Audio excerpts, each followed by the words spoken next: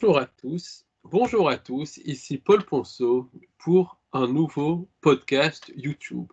Et aujourd'hui, j'ai le plaisir de recevoir à nouveau Stéphane Bisman qui va nous parler du temps et des timelines. Mais avant de continuer, je voulais vous annoncer que j'organise une visite guidée conférence à Paris le dimanche 29 décembre 2024, donc le dimanche qui vient, de 13h à 18h, sur le thème des jeans et du temps. Donc ça, justement, on est vraiment dans tout ce qui est temps. Donc, si ça vous intéresse, n'hésitez pas à venir. Le lieu de rendez-vous est à la place Saint-Michel, Paris 5e, métro Saint-Michel, ligne 4, RER Saint-Michel, ligne B ou C, à 13h. Et c'est une visite guidée conférence qui dure 5 heures. En cas de pluie, qui n'est pas pour l'instant prévu, la conférence aura lieu dans un café. Donc ne vous inquiétez pas, il n'y aura pas d'annulation de dernière minute.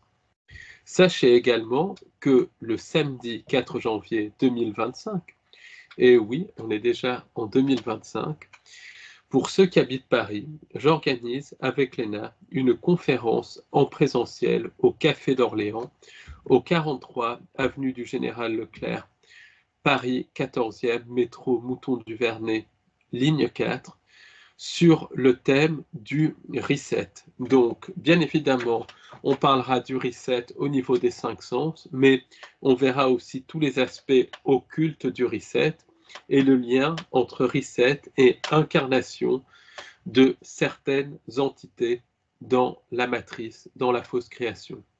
Donc, venez nombreux, c'est vraiment un thème unique qui est traité pour une des premières fois, en tout cas en langue française.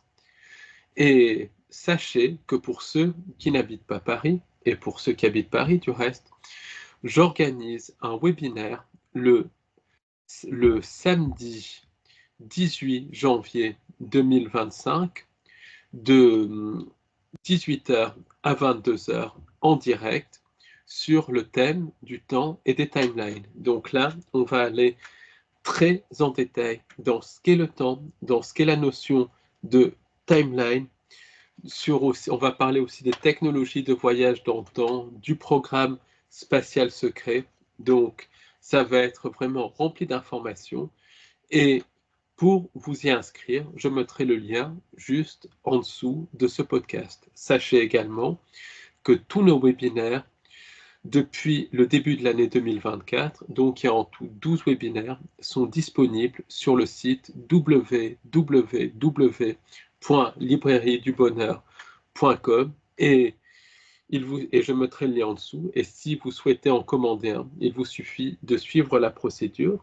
Et ensuite, sous 24 heures, je vous envoie le webinaire par gros fichier parce que je ne travaille plus avec WeTransfer parce que cela devient beaucoup trop onéreux et on ne peut envoyer qu'un nombre limité de webinaires. Donc tout vous sera envoyé par gros fichier sous 24 heures. Et maintenant, sans plus attendre, Stéphane Bisman. Donc bonjour Stéphane. Bonjour, En fait, ça faisait longtemps qu'on devait faire cette interview. Et puis, j'ai fait ce podcast justement sur le lien entre le ciblage et les manipulations de la réalité quotidienne, les manipulations de la timeline quotidienne. Et tu as vu ce podcast et tu as de nombreuses réflexions à faire par rapport à la nature de ce phénomène et par rapport aussi à l'influence de l'esprit humain sur ce phénomène. Donc, est-ce que tu peux nous en dire plus?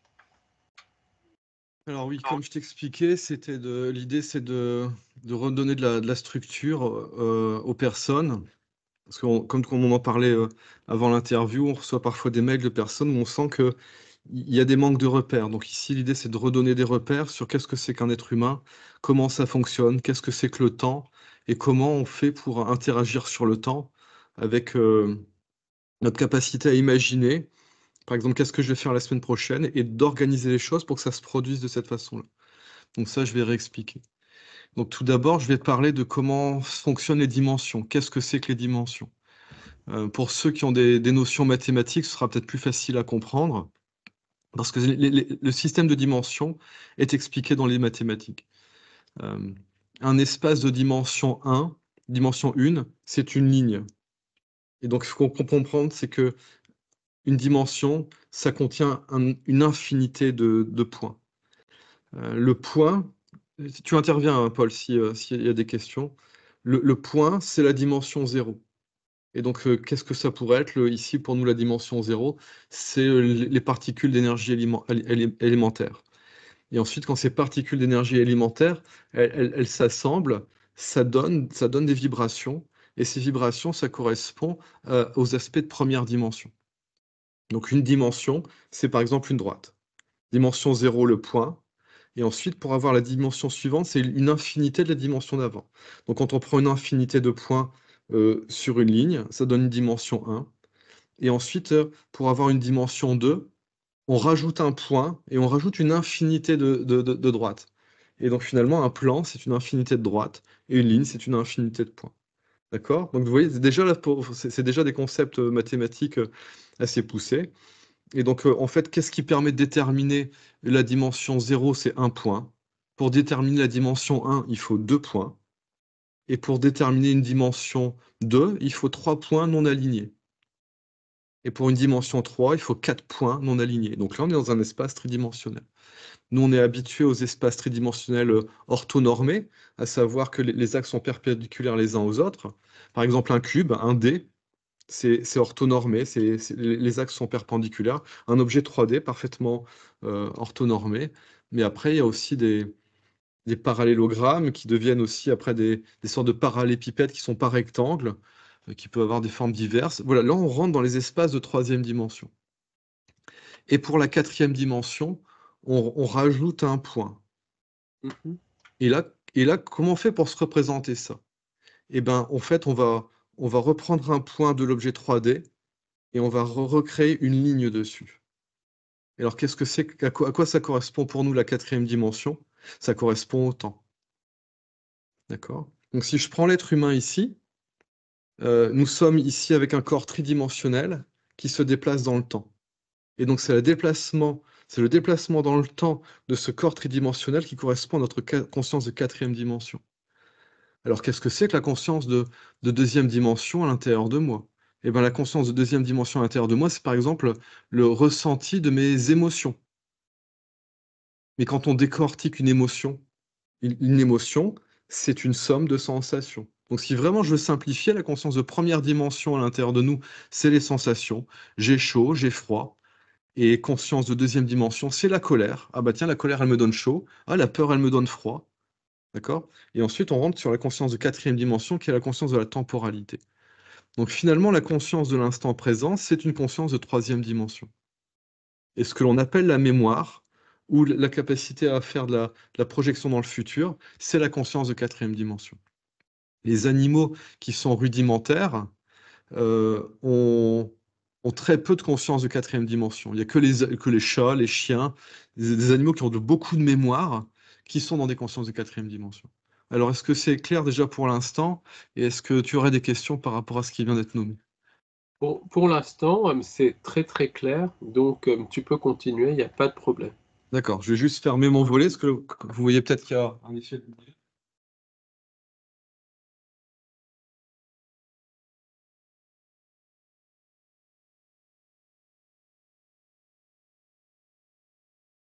Donc ici, si je continue, donc pour les personnes qui ont fait des études de physique, on fait ces études-là. C'est le déplacement d'un mobile sur un axe. Et donc ici, ça va être une ligne temporelle. Et donc nous, le mobile, c'est ce que l'on est en tant que troisième dimension dans l'instant présent. Et là, au fur et à mesure que je parle, tout comme vous, la vidéo va défiler, Paul et moi, on est en train de se déplacer sur la ligne temporelle. Et si vous faites marche arrière sur la vidéo, vous allez revenir en arrière. Et donc là, c'est un peu la technologie qui permet artificiellement de voyager dans le temps et de se déplacer sur cette ligne temporelle de quatrième dimension. Alors là, maintenant, qu'est-ce qu'on fait? On est revenu sur une ligne temporelle, donc une dimension 1, donc c'est dimension 3, c'est moi, dans l'instant présent. On rajoute une dimension, c'est la quatrième dimension, donc là, c'est une ligne temporelle. Et c'est quoi la cinquième dimension? C'est les plans temporels. C'est le plan temporel. Et qu'est-ce que c'est qu'un plan temporel? C'est une infinité de lignes temporelles. Donc les timelines multiples, elles sont en cinquième dimension. Et c'est la conscience de cinquième dimension qui permet de choisir sa timeline. Donc un être humain qui est suffisamment évolué pour pouvoir exercer son libre arbitre, il est perpétuellement en train de modifier sa timeline. Donc, quand les gens parlent de 5D, c'est tout simplement la notion de timeline, de ligne temporelle. C'est plus compliqué que ça.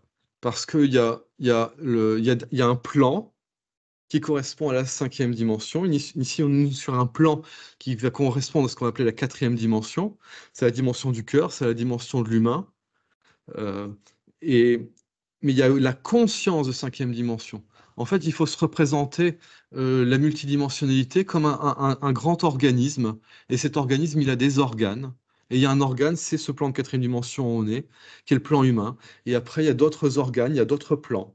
Et le fait que ces plans, que ces organes, ils existent, comme l'être humain, il a été créé à l'image de l'ensemble, l'être humain, il a accès aux fonctionnalités qui correspondent à chacune de ces dimensions. Et ces fonctionnalités, elles sont en lien avec l'accès à la conscience qui correspond à l'accès à cet organe de conscience dimensionnelle.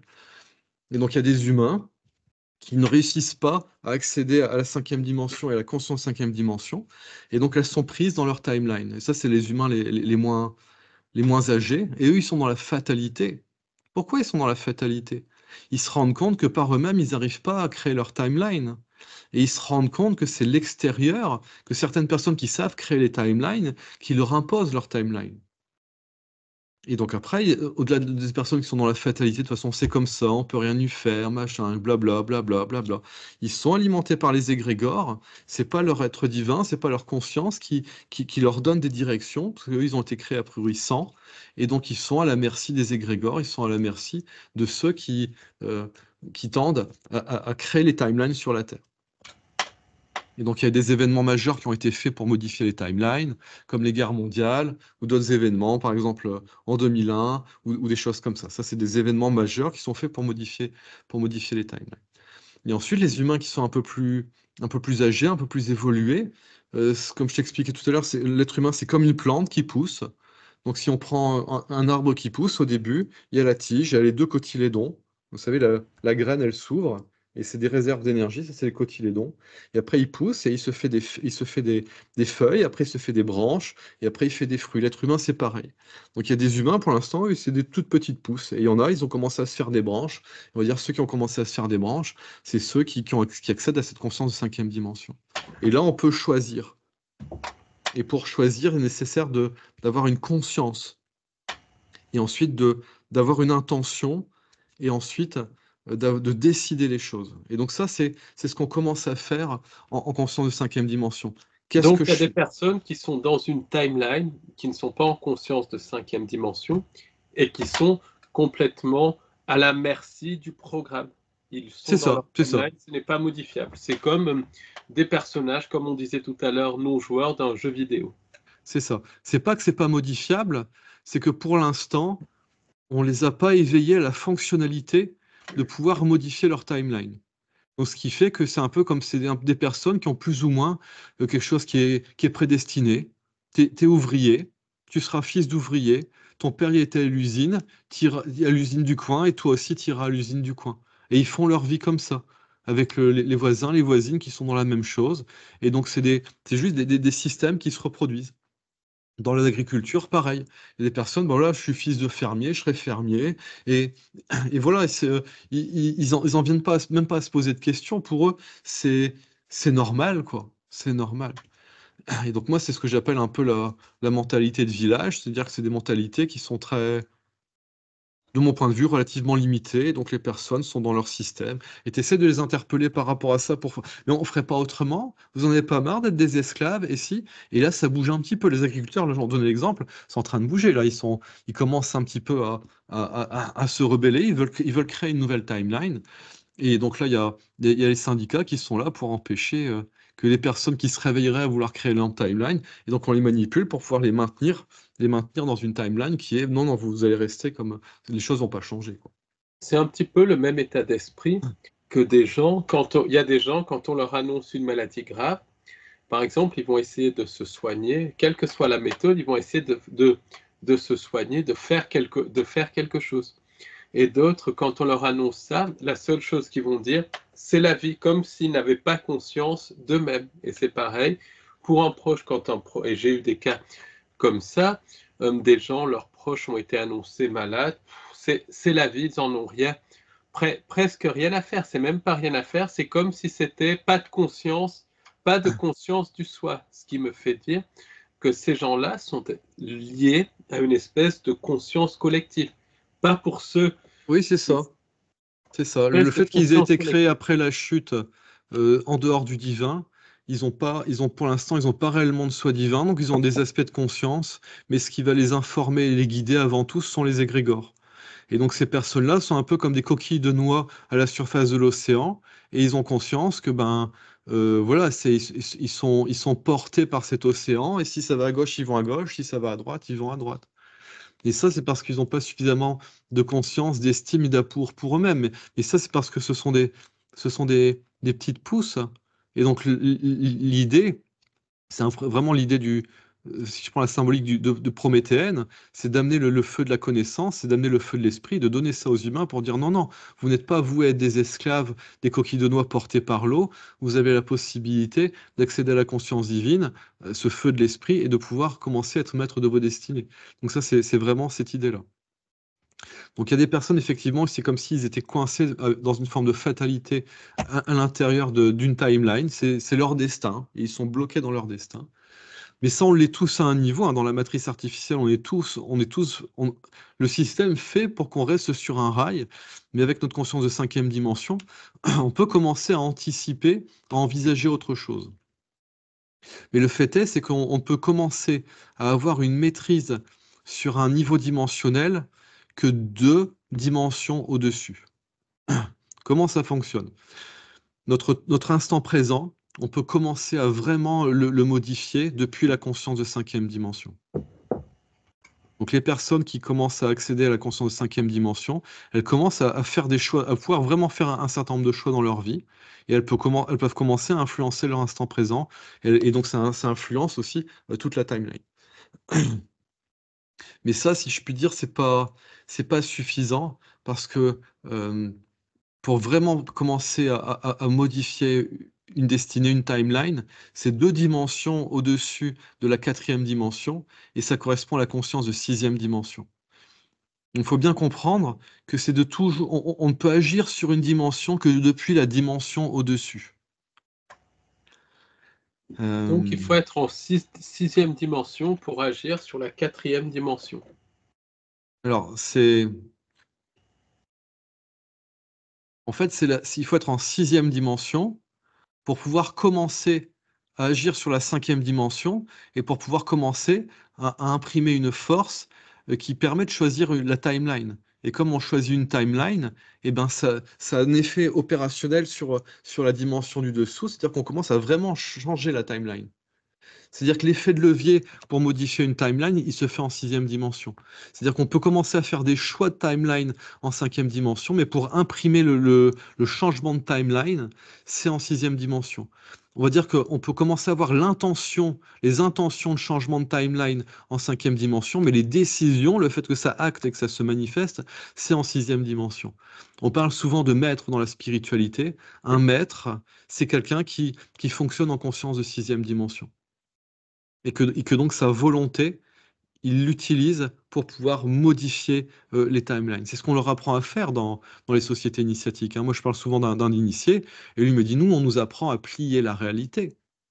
Comment on leur apprend à plier la réalité? On les apprend à plier la réalité depuis ce niveau de conscience-là, et eux, ils plient les timelines.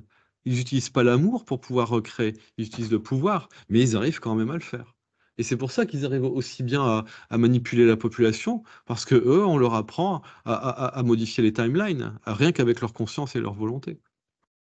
Donc là, l'objectif, c'est que tout le monde apprenne à faire ça. Et comme notre liberté s'arrête là où commence celle des autres, eux, ils le font parce que la plupart des personnes ne se positionnent pas au niveau de leur timeline pour modifier les choses. Et donc là, c'est une poignée de personnes qui réussit à diriger la planète entière parce que les autres ne prennent pas place. Ils ne créent pas leur propre timeline. Et est-ce que c'est des personnes ou est-ce que c'est des entités à ce niveau-là? Parce que, C'est des par exemple, personnes. C'est des personnes. Ça, j'en parle souvent avec toi. Ta grille de lecture par rapport aux entités, elle est juste. Mais les entités, ce sont les arbres qui cachent la forêt. Ce sont des êtres ce sont des êtres qui dirigent la planète. Les entités sont juste leurs serviteurs. Et ces êtres-là, ils sont à la fois dans les dimensions, c'est eux qui créent les entités, c'est eux qui dirigent les entités depuis les dimensions, mais ils sont en même temps incarnés sur Terre. Et ils maîtrisent tout ça aussi depuis sur Terre. Ils sont simultanément sur Terre et dans les dimensions. Et depuis cette simultanéité, ils contrôlent tout. d'accord, très, Donc là, je très vais bien. expliquer la sixième dimension, parce que c'est au niveau de la sixième dimension que se trouve notre âme. Et donc, c'est l'âme qui permet de créer sa réalité. Donc, c'est notre âme qui dirige les choses. Euh, c'est notre âme qui a à l'intérieur d'elle toutes ces potentialités et toutes ces mémoires. Ce qu'il faut bien comprendre, c'est que chaque dimension est contenue à l'intérieur de la dimension suivante. On va revenir sur un espace à deux dimensions, c'est-à-dire un plan. Et ben, à l'intérieur du plan, on a une infinité de droites, et donc on a la dimension d'en dessous. Et comme c'est une infinité de droites, il y a une infinité de points. Et donc finalement, c'est un plan infini de points. Un plan, c'est une infinité de points qui sont tous alignés d'une certaine façon et qui créent une infinité de droites. Donc ce qui fait que la conscience de cinquième dimension, elle est à l'intérieur de la conscience de sixième dimension. Et la conscience de sixième dimension, elle est à l'intérieur de la septième dimension. Donc là, je vais donner une information pour ceux qui connaissent les mathématiques. Ce qu'on appelle les dérivées, les intégrales, ce sont des outils pour pouvoir passer d'une dimension à une autre. Quand je prends x carré, qui correspond à un objet de deuxième dimension, si je le dérive, ça donne 2x, et 2x, y égale 2x, c'est une droite. D'accord? Et quand on fait une intégrale, on monte d'une dimension. Quand on fait une dérivée, on descend d'une dimension. Et donc, ce qu'on appelle la fonction polynomiale, P de x égale 0, et P de x, c'est A1x puissance 1 plus A2x puissance 2 plus A3x puissance 3. La fonction polynomiale, ça décrit un objet multidimensionnel à n dimensions. Et donc les mathématiques, il y a tout dans les mathématiques. Si on comprend les mathématiques, on comprend la multidimensionnalité. Mais comprendre la multidimensionnalité sans comprendre les mathématiques, je pense que c'est très compliqué. Bah, de toute manière, on est dans une programmation et la programmation, c'est basé sur les mathématiques, donc c'est très Ouais, logique que tout c'est soit des lois. Et explicable donc par les mathématiques. c'est structuré, c'est emboîté. Donc les dimensions sont emboîtées les unes dans les autres. Et donc effectivement, il y a des personnes qui ne sont pas en contact avec leur âme pour X ou Y raison. Et donc c'est pas leur âme, on va dire leur âme divine, c'est pas leur âme qui leur permet de créer leur destinée. Et qu'est-ce qui remplace l'âme à ce moment-là? Ben, c'est les égrégores. Donc l'idée, c'est que tous les êtres de lumière retrouvent leur plein potentiel divin et qu'on modifie la matrice depuis l'intérieur pour donner à toutes pour déconnecter les égrégores et pour donner à tout le monde une conscience divine et donc donner à tout le monde un vrai libre arbitre. Pour l'instant, la plupart des gens n'ont pas de vrai libre arbitre. Et là, on en vient sur les entités marionnettistes. Les entités marionnettistes, quand je regarde, elles se situent où? Elles se situent en sixième dimension. Et donc les entités de sixième dimension, comme elles sont en sixième dimension, elles peuvent influencer La cinquième, la quatrième, cinquième et la troisième. quatrième, donc elles peuvent influencer les timelines. Et que c'est comme ça que les personnes se font manipuler. Et c'est pas les entités qui modifient les timelines. Les entités, elles manipulent les personnes pour que les personnes modifient eux-mêmes leur timeline.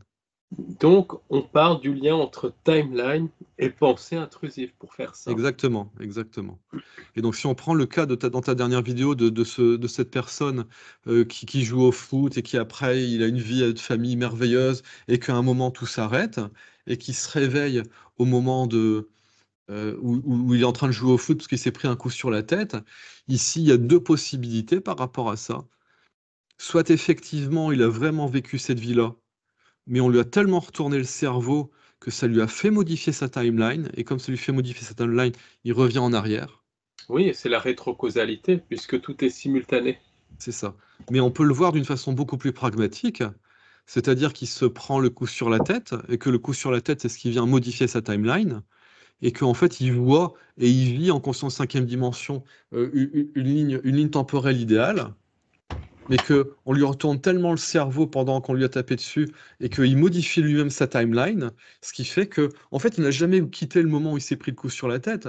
C'est juste qu'à ce moment-là, comme on lui fait croire des choses, eh bien, ça vient réaiguiller sa timeline autrement. Mais c'est parce qu'il a eu peur, c'est parce qu'il n'a pas eu confiance en lui, c'est parce qu'il a commencé à psychoter, c'est parce qu'il y a tout ça, que c'est ça qui modifie sa timeline. Donc c'est Oui, lui qui ne réussit pas à être résilient par rapport à ce qui est en train de se passer, et c'est lui qui réaiguille avec ses peurs, parce qu'il n'a pas de maîtrise de ses émotions, il n'a pas de maîtrise. Donc voilà, cette conscience initiatique, euh, peut-être mettre en lien sous la vidéo le tableau que je t'ai partagé, avec page 4, vraiment un tableau qui explique qu'effectivement, on doit apprendre à se centrer dans son corps, on doit apprendre à maîtriser, si je puis dire, déjà les aspects de première dimension dans son corps.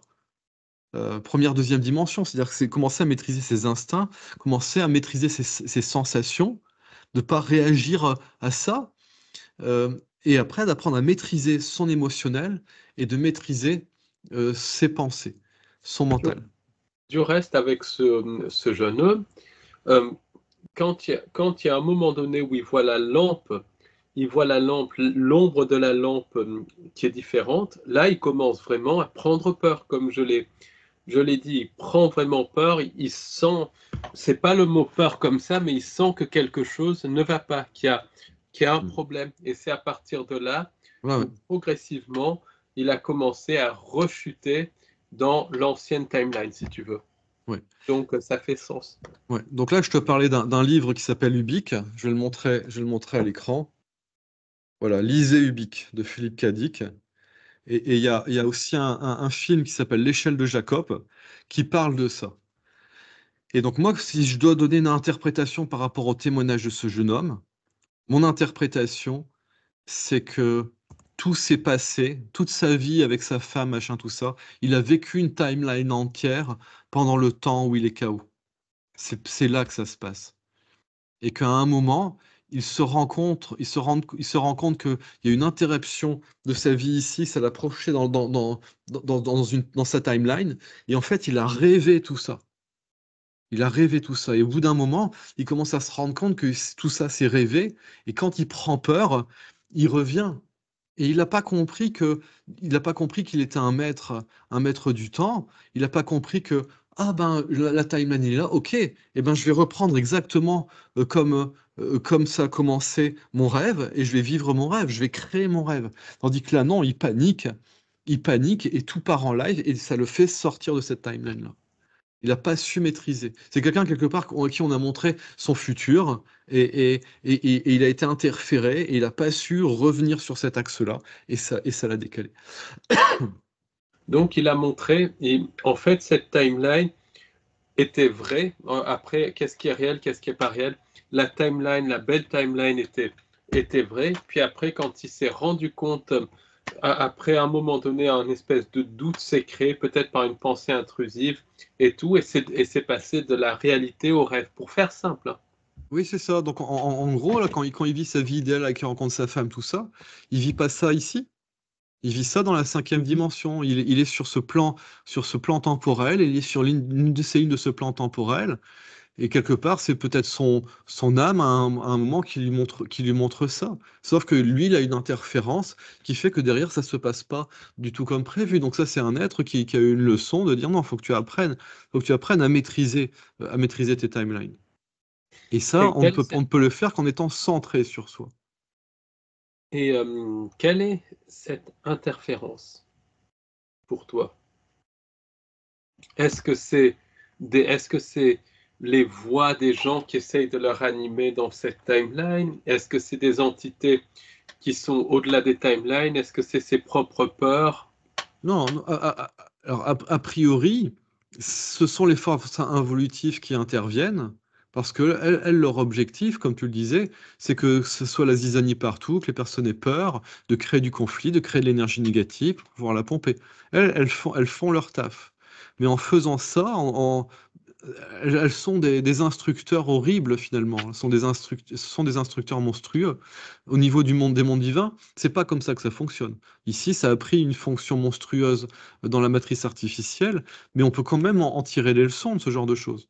Moi, le jour où je suis sur un pont à Lille et qu'il y a une voix dans ma tête qui me dit saute du pont, je rigole.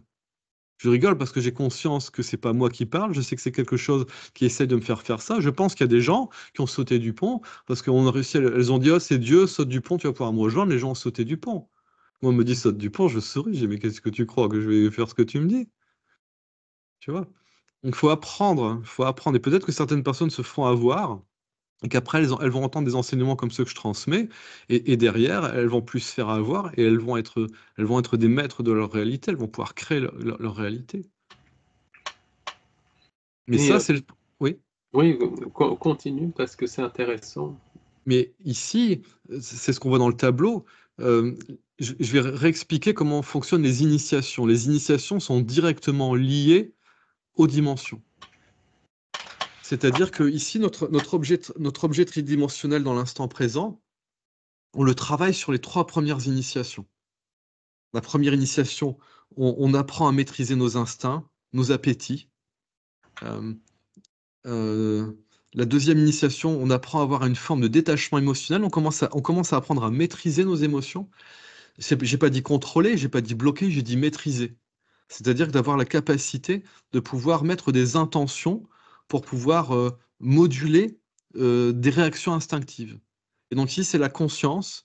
Dans le processus initiatique, on utilise notre conscience pour moduler nos instincts.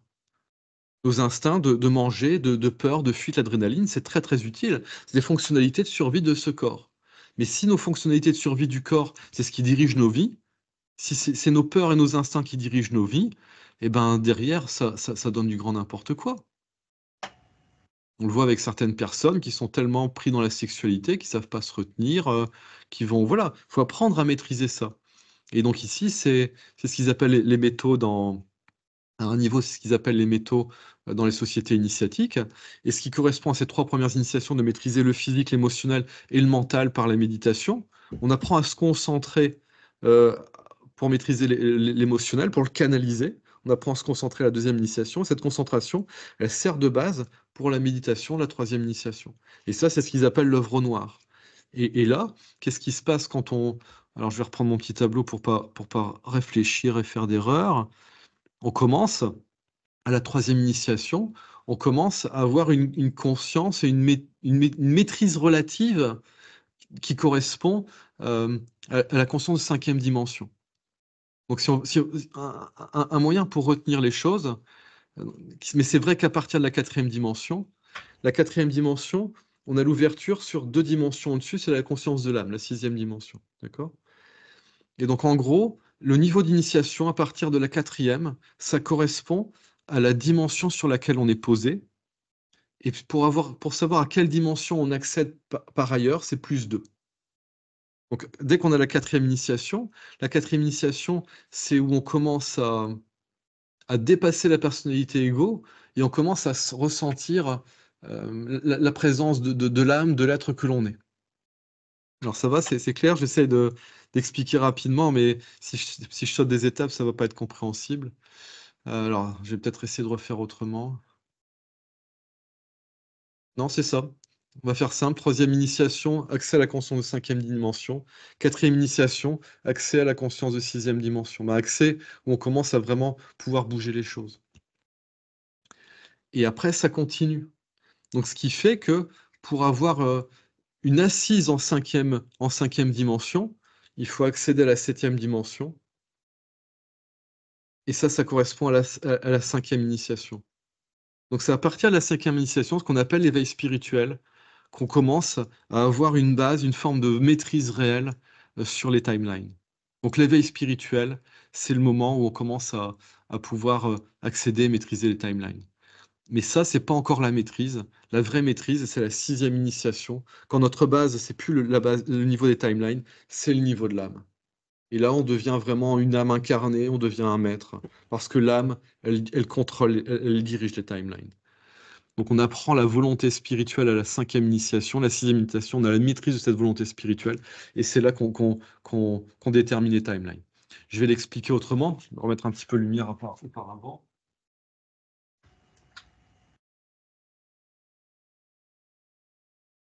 Je vais parler des pensées.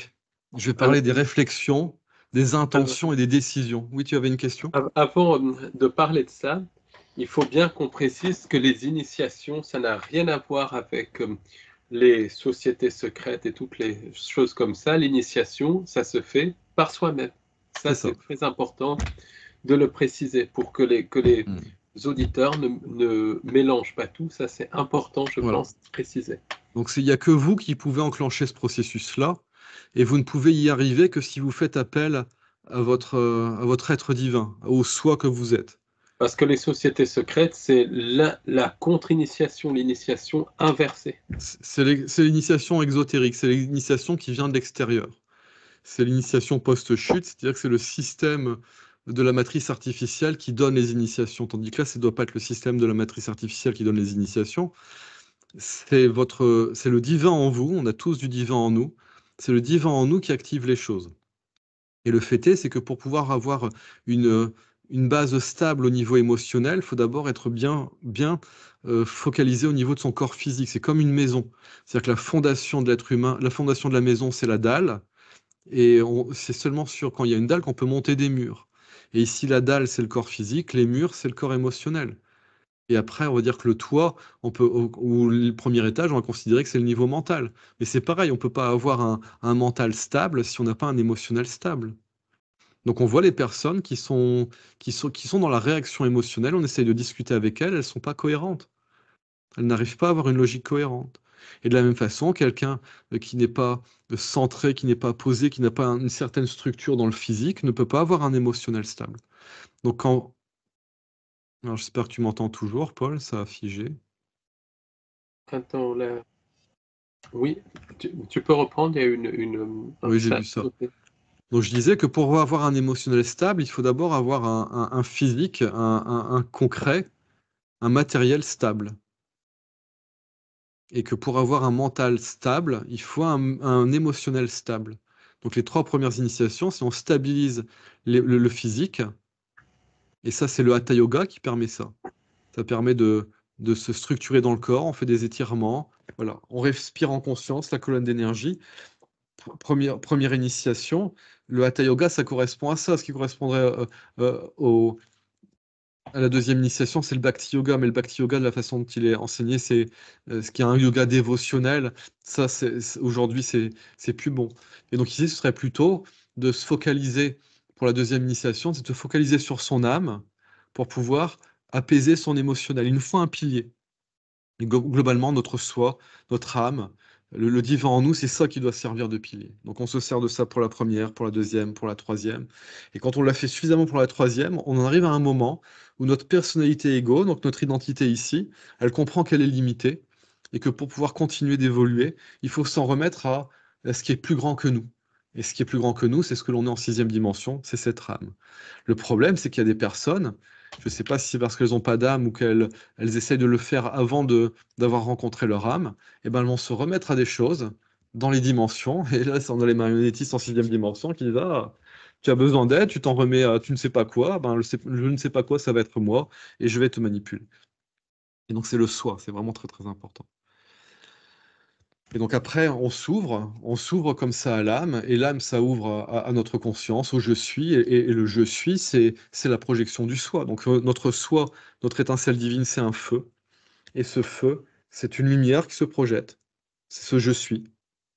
Et ce je suis, cette conscience, cette lumière, elle vient emplir notre base dans cette dimension. Et notre base dans cette dimension, c'est notre âme. Et ensuite, notre âme, qui est ce cristal qui est rempli de cette lumière, notre âme, derrière ce cristal, il vient, nous aider à créer notre vie. À créer notre vie.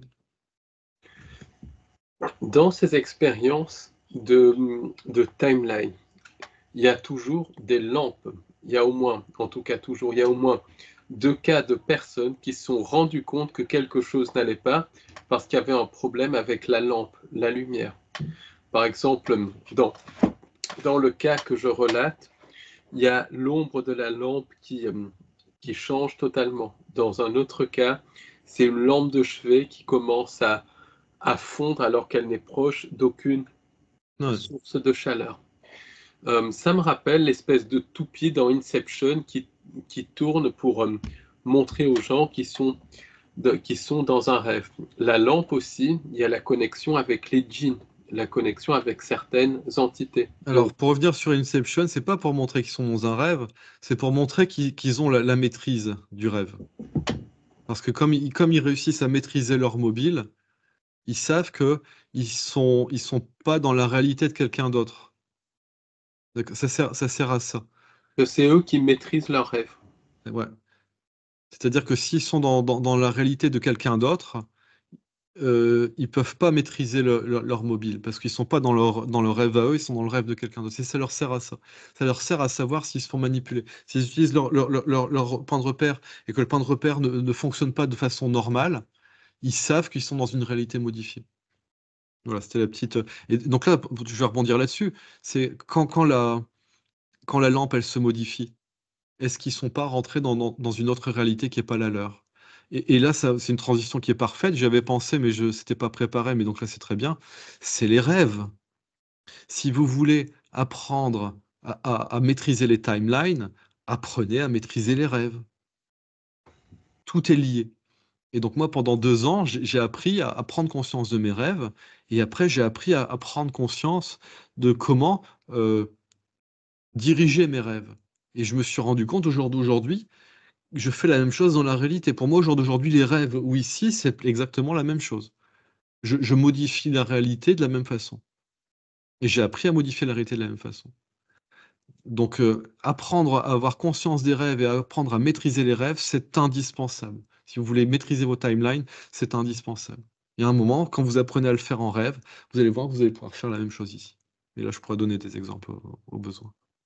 Oui, oui. Est-ce que justement, pour certaines personnes, un rêve ne peut-il pas, est-ce que des gens ne peuvent pas carrément prendre un rêve et l'inclure, pour faire simple, dans leur timeline et faire en sorte que le rêve devienne leur réalité dans cette timeline, dans cette vie physique? Ouais, je vois ce que tu veux dire, mais c'est pas exactement comme ça qu'il faut le voir. Ici, faut pas parler des rêves, il faut parler des possibilités. C'est-à-dire que quand moi, je décide quelque chose pour ma vie, je crée une timeline, et cette timeline, je décide de la projeter ici. Et quand je projette la timeline ici, c'est mon amour et ma volonté, c'est comme si je crée un cap, et ce cap, c'est la manifestation de cette timeline. Et dans les rêves, on se fait influencer. Et moi, je vois un rêve il y a pas longtemps où on essaye de me piéger. À un moment où on essaie de me piéger, je conscientise une porte de sortie et je décide de prendre la porte de sortie. Et je prends la porte de sortie et donc on peut pas me piéger. Et je suis même étonné en disant, bah tiens, ils ont pas pu m'empêcher de faire ça. Et quand je me réveille, je dis, ah bah oui, mais effectivement, comme j'ai décidé autre chose, ils ont pas pu interférer. Et donc, qu'est-ce qui se passe quand on rêve? Ce sont des entités. Alors, on s'endort et on est dans notre bulle d'énergie.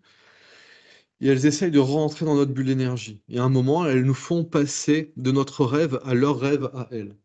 Et si on rentre dans leur rêve, derrière, elles maîtrisent tout. Vous êtes dans le noir, vous essayez d'allumer la lumière, ça marche jamais. Vous courez, vous n'arrivez pas à courir. Ça, c'est quand vous êtes pris dans le rêve, si je puis dire, dans la timeline d'une entité. Et donc, c'est d'apprendre à repérer ça pour pas se faire rentrer dedans. Et si on vous fait rentrer dedans et que vous vous en rendez compte, eh ben, c'est de vous éjecter. Un peu comme dans Matrix, quand c'est trop compliqué, on essaie de trouver un point de sortie et on s'éjecte de la Matrix. Et donc, il faut apprendre aussi à s'éjecter des rêves dans lesquels on nous fait rentrer. Mais ici, c'est la même chose. Donc l'apprentissage des rêves, c'est fondamental. Et je dirais qu'on commence à appréhender les rêves à partir de la deuxième initiation, et c'est surtout à partir de la quatrième qu'on accède plus clairement à la maîtrise des rêves. Et la quatrième initiation, comme on commence à fonctionner plus de sixième dimension, l'âme, c'est à partir de la quatrième initiation qu'on commence à avoir les souvenirs de vie antérieure. Et donc ici, c'est pareil, les vies antérieures, on est encore sur un cran au-dessus, quoi. C'est plus les timelines ici de nous, des possibilités dans notre vie, c'est les grandes timelines, si je peux dire. C'est le cran du dessus. Les grandes timelines, c'est les vies antérieures. Et est-ce que des personnes peuvent rester coincées dans des rêves? Parce que il y a des cas aussi, et ça j'en ai pas parlé dans le podcast, de personnes qui se réveillent pendant des jours entiers et qui revivent le même scénario. Par exemple, c'est le cas d'un jeune étudiant. Il se réveille un lundi matin et il descend dans sa cuisine. Sa mère lui prépare son petit déjeuner. Il mange son petit déjeuner. Il prend son bus, cas tout à fait authentique, pour aller à son campus. Et dans le bus, il parle avec son voisin, normal. Et il va à son cours, normal. Il rentre chez lui le soir, il se couche. Le lendemain, il se rend compte que c'est le même scénario, au mot près, qui se répète. Donc il se dit qu'il y a quelque chose de bizarre. Le surlendemain, c'est encore le même scénario. Et ça dure comme ça plusieurs jours de suite, jusqu'à ce qu'il se réveille. Et là, c'est le mardi matin, comme si c'était normal, alors que c'était une répétition d'un même lundi plusieurs fois de suite. Est-ce que c'est pas le scénario de quelqu'un qui est coincé dans le rêve de quelqu'un d'autre? Ou dans une boucle du temps? Oui, c'est une forme de boucle, en fait. C'est que... Je précise que la personne parlait de sensations physiques. Par exemple, son petit déjeuner, c'était du bacon et du pain. Le goût était du goût de bacon très Ouais, mais ça, prononcé, le c'est... pain. Ici, le principe, c'est que dans la matrice artificielle, on est dans une simulation, et que quand on s'endort, ils nous font passer de cette simulation-ci à une autre simulation. Et que là, grosso modo, peut-être qu'il était dans un rêve, une simulation dans une simulation, et il a tourné en boucle un certain temps, il restait bloqué dans l'une des simulations qui correspondait à ce jour du lundi, et qu'à un moment, il a réussi à sortir de cette simulation, et ce qui lui a permis d'accéder au mardi. Ici, pour moi, c'est des exemples que tu donnais. Quand j'y réfléchissais, je pense que tout ce qu'ils ont vécu s'est passé dans ce qu'on va appeler, nous, le rêve. C'est-à-dire que pour moi, il y a des choses qui ne se sont jamais passées dans ce que ces gens témoignent, qui ne se sont jamais passées ici dans la réalité. C'est juste, ça s'est passé dans ce qu'on va appeler le rêve, dans une réalité alternative, mais qui est tellement semblable à ici qu'ils n'ont pas vu la différence. Ils n'ont pas vu la différence. Ils n'avaient pas suffisamment de conscience, ils n'étaient pas suffisamment avertis, et ils n'ont pas vu la différence. Et à un moment, quand ils se réveillent, ils sortent de ces simulations-là et ils reviennent à ici. Oui, il passe d'un rêve à un autre. Ici, le C'est ça, rêve. mais ils ne se rendent pas compte qu'ils sont en train de rêver.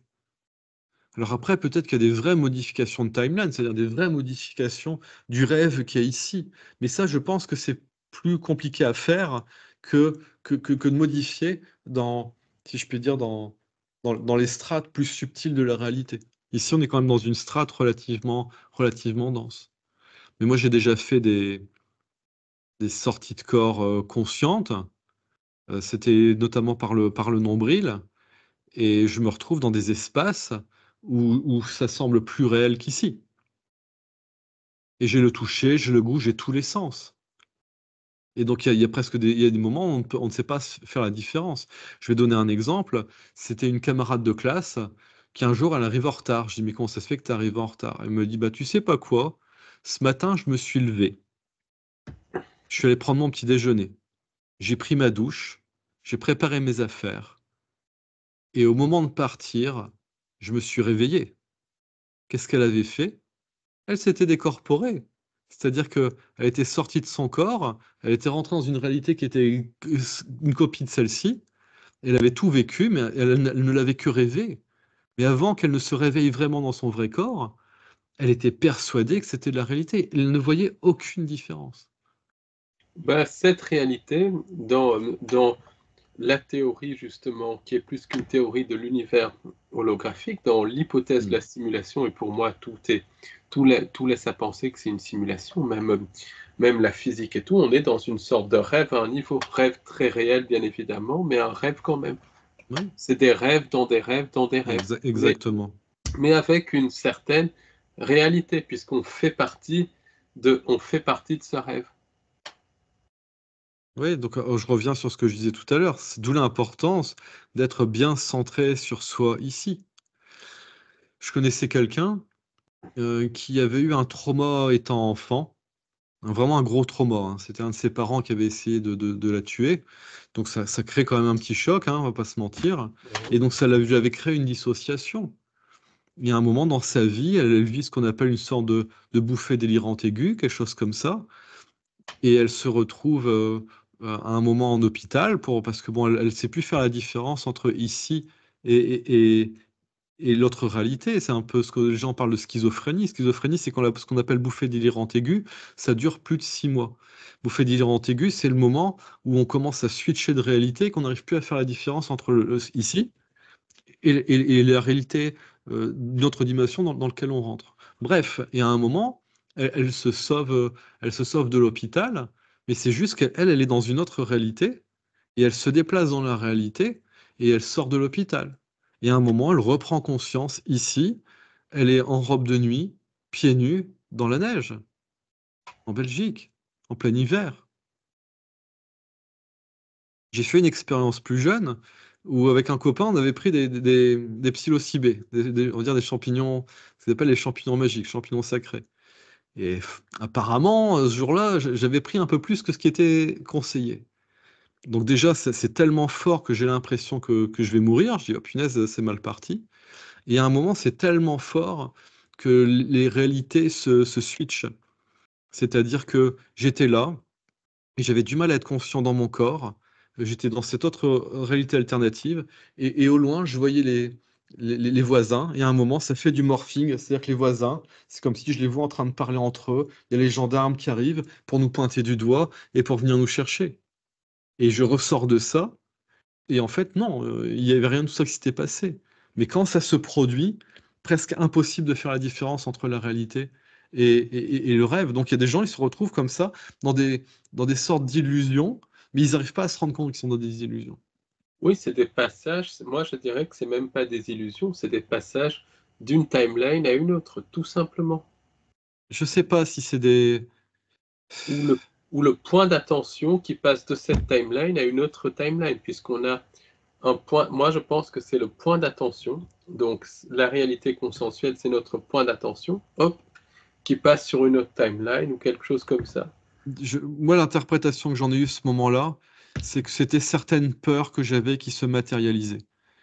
Donc c'est-à-dire que je vis des peurs hein, dans mon émotionnel, et ça vient alimenter la timeline sur laquelle je suis, effectivement, et ça tend à me faire me projeter sur une autre timeline, et que effectivement, si on ne réussit pas à ne pas se faire diriger par les peurs, alors les peurs, c'est moi c'est mes peurs à moi, ou est-ce que ce sont des pensées intrusives d'entités qui essaient de me faire créer quelque chose?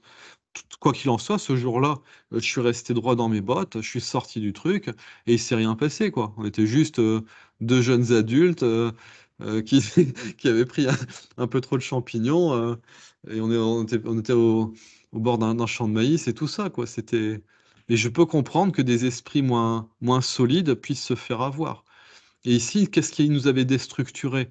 Bon, en tout cas, moi, ce qui m'avait déstructuré, c'était la prise de champignons. Mais il y a des personnes qui ont des traumas de vie qui les déstructurent. Et c'est pour ça qu'ici, j'essaie de redonner de la structure dans tout ça. C'est ne vous perdez pas dans toutes ces choses subtiles. Sachez que le plus important, c'est vous, votre vie ici, c'est d'être centré dans votre physique, de votre émotionnel, de votre mental, ne pas fuir dans les spirituels. Revenez un maximum au concret. Et plus vous allez être dans votre concret, dans votre centre, plus vous allez avoir un point d'appui pour pouvoir maîtriser ça. Le principe à comprendre, c'est le principe de point fixe, point mobile. Comment on se le représente, ça, le point fixe, point mobile? C'est les chiens qu'on mettait dans le temps, ce qu'on appelait les chiens qu'on mettait au piquet. je ne sais pas s'ils font ça partout en France, mais en tout cas dans le Nord, il y a ça. Et ben, c'est un chien, on plante un gros piquet dans le sol et on le met à une chaîne, et il est accroché à la chaîne, et en fait, il a sa niche, et il peut se déplacer que sur un périmètre. Ou parfois, on fait ça, on accroche une chèvre à un arbre, et comme ça, elle mange toute l'herbe autour de l'arbre. Le point fixe, c'est le piquet. Le point mobile, c'est le chien. La plupart des gens sont comme ça. La plupart des gens sont des chiens accrochés à un piquet. Ils ne sont pas maîtres de leur vie. Il y a quelque chose qui régit leur vie et ils tournent autour. Ici, ce que je suis en train d'expliquer, c'est le contraire. C'est que le point fixe, ça devient vous. Et qu'est-ce que ça devient alors le point mobile? Le point mobile, ça devient la réalité que vous créez. Donc on n'est pas enchaîné à une réalité, c'est nous qui sommes le centre et qui créons notre réalité. Mais pour faire ça, il faut prendre responsabilité de ce que l'on est. Tant que les personnes auront peur de prendre les responsabilités, elles s'en remettront à des gouvernements, elles s'en remettront à des enseignants, elles s'en remettront à des influenceurs, elles s'en remettront à d'autres personnes qui deviendront ce point fixe autour duquel elles tourneront. Donc moi, j'ai une formation d'éducateur spécialisé. Le credo, la règle d'or de l'éducateur spécialisé, c'est l'autonomisation de la personne. Moi, tout ce que je fais, c'est aider les personnes à devenir leur point fixe et qu'elles ne soient plus le point mobile d'autre chose. Oui, c'est ça. Donc, beaucoup de gens ont carrément leur réalité qui est projetée par quelque chose d'autre. C'est vraiment ce n'est pas leur réalité. Ils vivent leur vie comme un film où ils sont traînés par les films, traînés comme un bateau sur l'écume. C'est ici, dans ce que je dis, je vais essayer de rendre un maximum leur responsabilité aux personnes. Les personnes qui sont dans ce cas de figure-là, qui correspond à peu près à 50% de la population mondiale, ce ne sont pas les personnes qui vont regarder ta vidéo. Elles, ce qu'on est en train de discuter, c'est en dehors de leur champ de conscience, jamais elles ne regarderont ça. Ce qui veut dire que les personnes qui regardent ces vidéos, ce sont des êtres qui ont un niveau de conscience suffisant pour pouvoir créer leur réalité. Et c'est d'arrêter de croire que nos réalités sont manipulées par des entités extérieures. C'est nous qui créons nos réalités. C'est juste que par ignorance et par déficit de conscience, nous prenons pour des impulsions de notre âme des choses qui ne sont pas notre âme. Et donc ici, le processus initiatique que je décris, qui va vers le soi, vers le divin en soi, c'est de rencontrer son âme et de rencontrer son identité divine pour la manifester. Et quand on prend place en tant qu'être divin, ces entités-là ne peuvent plus prendre place. Exemple, il y a 2 jours, des aspects d'énergie autour de moi. Donc c'est le fait que j'ai intégré ça ici, j'accède à cette conscience de quatrième, cinquième, sixième, septième dimension. C'est comme j'expliquais la dernière fois, j'ai toutes les chaînes en même temps, et je vois que sur l'un des niveaux, il y a des forces qui viennent pour m'envelopper, pour me limiter, tout ça, et je commence à les dégager avec ma volonté, mon amour, et j'entends une voix qui me dit «Arrête!» Et qui est-ce qui me dit d'arrêter? C'est un démon reptilien qui essayait de me faire des pensées intrusives pour me faire croire que bah non, t'enlèves quelque chose qui est bon pour toi, laisse-le. Ils essayent de faire ça. Mais tant qu'on les croit, c'est comme les politiciens, hein, les promesses n'engagent que ceux qui les croient. Et tant qu'on croit. Non, non, moi je me fie pas à ça. Je dis non, non, je me fais confiance. Je sens que ce truc-là me fait pas du bien, je le dégage. Et je le dégage, en même temps je dégage ce truc-là. Résultat, je me sens mieux et j'ai plus les pensées intrusives. Et donc c'est bien, là, le reptilien il s'est grillé, hop, on le dégage.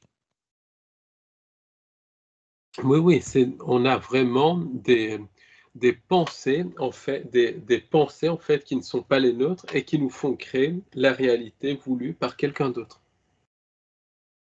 D'une manière, on peut le dire ça comme ça, qu'il y a des forces démoniaques qui sont à l'œuvre sur la planète pour dissuader, pour faire peur aux gens, pour les empêcher d'aller vers le divin en eux. Donc il y a ces forces involutives. Mais ces forces involutives, elles ne réussissent seulement parce que nous nous les laissons faire.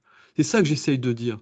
Et que c'est pour ça que c'est de revenir au centre de soi pour devenir vraiment des maîtres créateurs et pas seulement euh, faire un constat de certaines choses en disant on ne peut rien y faire. J'ai discuté encore avec une personne il n'y a pas longtemps, elle me dit mais ça on peut rien y faire. Je dis mais c'est faux, c'est faux. Tout est fait du matin au soir pour nous faire croire qu'on peut rien échanger, mais on peut échanger. Là on parlait de questions de société, j'ai dit mais à partir du moment où une personne a conscience de ça, et qu'elle dit à 2 autres personnes ce dont elle a conscience et que ça se répand comme ça, à un moment, tout le monde va finir.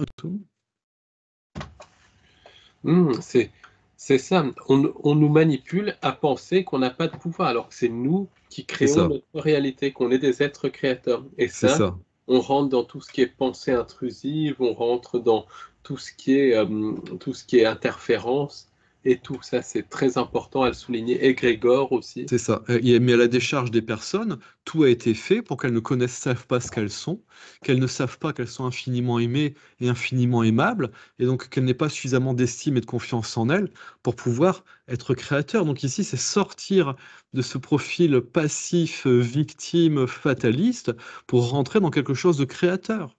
Et vous allez voir que quand vous allez commencer à fonctionner comme ça, déjà dans vos rêves, vous allez être beaucoup plus conscient.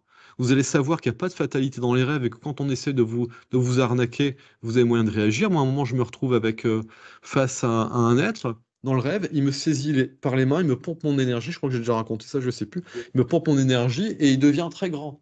Et je lui dis, mais attends, Coco, si tu veux jouer à ça, on va jouer à deux. Et j'inverse le processus. Et quand j'ai terminé, moi, j'ai une taille beaucoup plus grande que lui. Et j'ai un déro, un draw. J'ai un elfe noir en face de moi, un farfadet. Et voilà. Donc là, il a essayé de m'arnaquer. Non, non, je me laisse pas arnaquer. Une fois comme ça, ils essayaient de m'embêter. À un moment, ils se regardent et ils se disent, lui, il faut le laisser. De toute façon, on n'y arrivera pas. J'étais suffisamment conscient dans ce rêve-là. Il ne pouvait rien faire. Il ne pouvait rien faire. Et est-ce que tu as des cas de personnes dans la vie quotidienne qui ont totalement changé leur, leur timeline? Parce que bien souvent, par exemple, la, la voyance explique que les choses vont se passer de telle ou telle façon, et ça se passe vraiment de telle ou telle façon, si c'est un bon voyant. Et il y a des cas où les personnes, justement, arrivent à transcender ça, si c'est des prédictions mauvaises, par exemple, parce qu'ils arrivent à se mettre sur une autre timeline, à reprogrammer leur timeline par la conscience. Est-ce que tu as des cas concrets de ça? Oui, moi, ce Est-ce que que je te, tu peux nous raconter ça? ce que je te racontais tout à l'heure avec l'accident de voiture. Donc où je me retrouve avec un violent accident de voiture en 2001, qui est, après coup, je me rends compte que c'est une attaque qui est faite pour me tuer, quoi. On essaye d'interrompre ma timeline. Et pendant que l'accident de voiture se produit, au moment, alors que j'explique un peu le contexte, hein, je suis sur l'autoroute A1, je suis en train de Paris, je suis en train de retourner dans le nord, il fait nuit, il y a du brouillard et je tends à piquer du nez. Et je dis, ouf, ça va pas, ça, prochaine aire, je m'arrête. J'arrive pas à arriver à la prochaine aire. Je repique du nez, quelque chose qui me refait piquer du nez. Ma roue droite tape la rambarde de sécurité et ça commence à partir comme ça. Et là, j'essaie de rattraper, il me manque une roue à 130, c'est compliqué. À l'intérieur de moi, il y a quelque chose qui dit, tout va bien se passer. Et moi, je valide, ok, tout va bien se passer. Et apparemment, après, je pars en tonneau, je perds conscience. Et quand la voiture s'arrête, je suis dans la voiture, je vais bien, tout s'est bien passé. Et j'ai dit, bon, bah, tout s'est bien passé, j'ai juste eu un accident, je tombe dans les pommes. Mais là, le truc, c'est que je fais ce qu'on appelle une expérience de mort imminente, que j'ai le droit de me souvenir que seulement 15 ans plus tard, où finalement je remonte et je suis face à parce que moi, j'aurais envie d'appeler Dieu, mais plus j'y pense, plus je me dis peut-être que c'est juste mon étincelle divine, c'est ce que les gens appellent la bonne étoile. Donc je me retrouve face à moi en tant qu'être divin qui m'explique certaines choses, qui m'explique notamment, là je fais raccourci, hein, je fais vraiment un raccourci, pas exactement comment ce qui s'est passé, qui m'explique que j'ai rien à craindre, que je suis protégé et qu'il est nécessaire que je me réincarne parce que je vais pouvoir apporter certaines choses. Donc bref, je reprends conscience devant la voiture, je pense que je suis dans un rêve. Vraiment, je pense que je rêve. Je dis, bah tiens, j'ai fait un rêve d'accident de voiture. J'utilise mon briquet pour arrêter un routier qui voit ça, apparemment qui est alarmé de voir la voiture et de me voir là, qui freine en toute urgence. Et pour moi, quelques secondes après, j'ai le camion des pompiers qui arrive. Et quand je dois aller vers le camion de pompiers, en fait, ma conscience reste près de la voiture, je me vois marcher. Et quand mon corps, je me sens en sécurité dans le camion de pompiers, je réintègre mon corps et là, je sais que je suis dans la réalité. Donc déjà, c'est un petit peu, je sors miraculeusement d'un accident très violent où la voiture est complètement pulvérisée. Euh, et qu'est-ce qui se passe 2 jours à ça? Là, j'y viens. Ça faisait déjà un moment qu'avec ma copine de l'époque, je ne savais pas si je devais rester avec elle ou pas. Et je vais la voir et je lui dis, nous devons nous séparer, je ne suis plus le même. Et donc, qu'est-ce qui s'est passé? C'est que on a essayé d'interrompre ma timeline, on a essayé de m'empêcher de continuer ma vie parce que j'étais parti pour faire certaines choses, certainement ce que je suis, plus ou moins ce que je suis en train de faire maintenant. Et il y a eu une intervention de ce que je suis, non seulement pour empêcher les forces qui essayaient de me tuer, Mais en plus de ça, l'expérience a permis de rencontrer ce que je suis, et ce qui m'a permis de redescendre avec, on va dire, un bagage de conscience divine, et que je pense que à partir de ce moment-là, effectivement, ça a modifié ma timeline. Et je dis à ma compagne, je ne suis plus le même. Donc oui, oui, c'est possible. Mais là, je sais pas exactement ce qui s'est passé, quoi. Je pense il y a eu une attaque qui a été, il y a eu une attaque et ça a été exploité de façon positive pour modifier la timeline, quoi.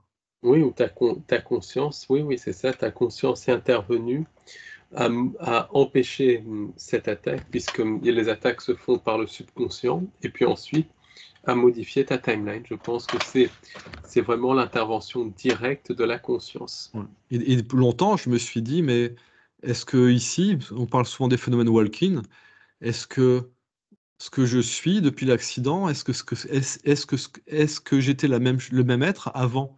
Est-ce que j'ai pas. Mais en fait, c'est juste Stéphane qui était dans une conscience limitée avant l'accident, et suite à ça, eh ben ça a débridé ce que je suis au niveau d'autres aspects dimensionnels.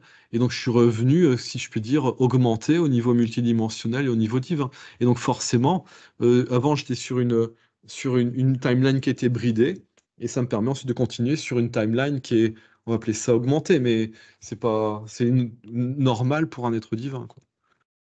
Et est-ce que ta NDE, tu penses, pouvait être une manipulation de la fausse lumière? Parce qu'énormément de NDE sont manipulés par la fausse lumière, comme tu le sais. Mm. Ou est-ce que...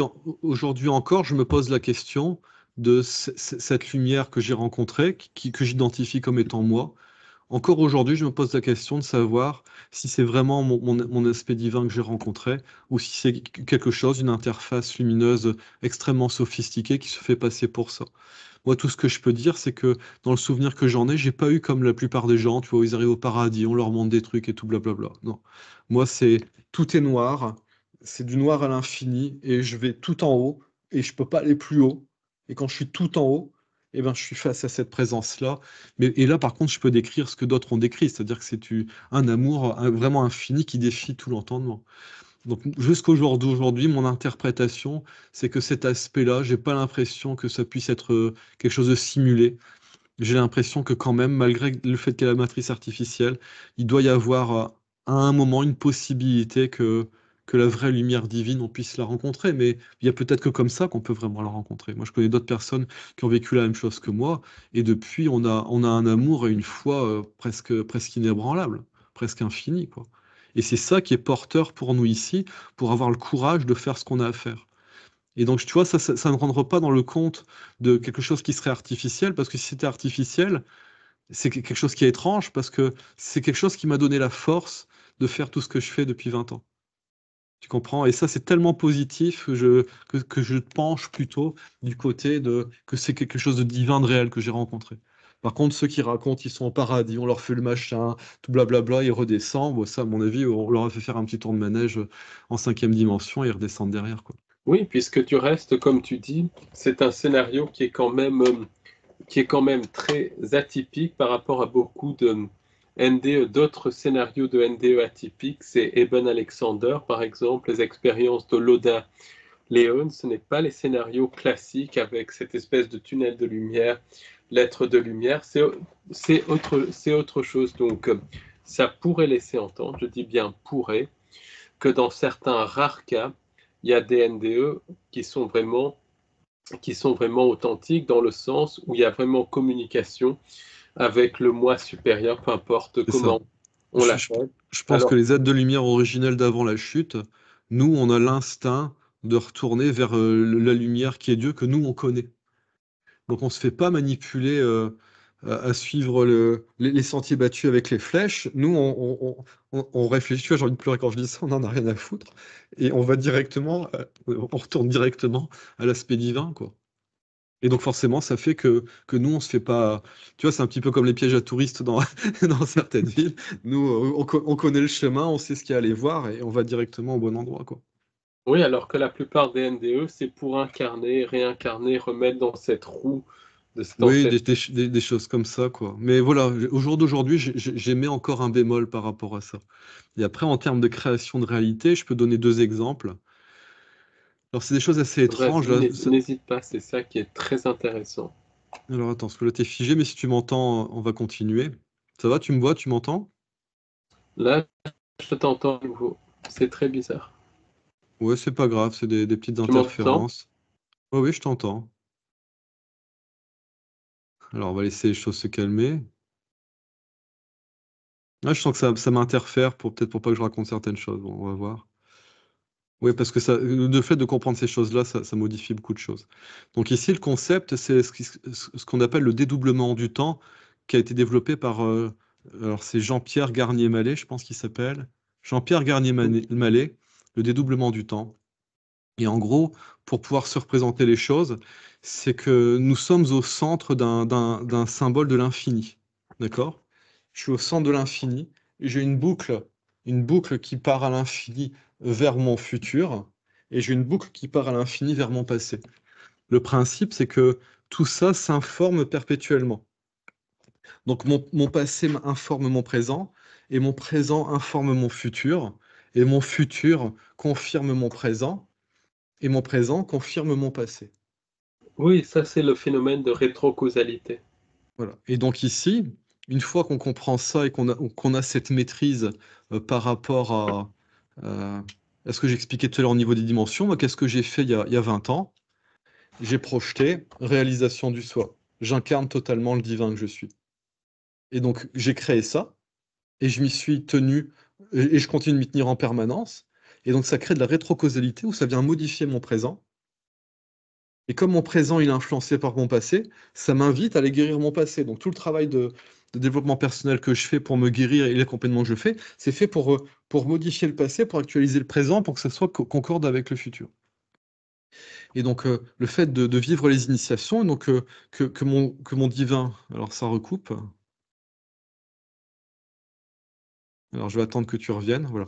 Ça marche. C'est marrant parce que ça vient me faire perdre le fil à chaque fois, quoi. Oui, oui, Euh, oui. alors, qu'est-ce que je disais?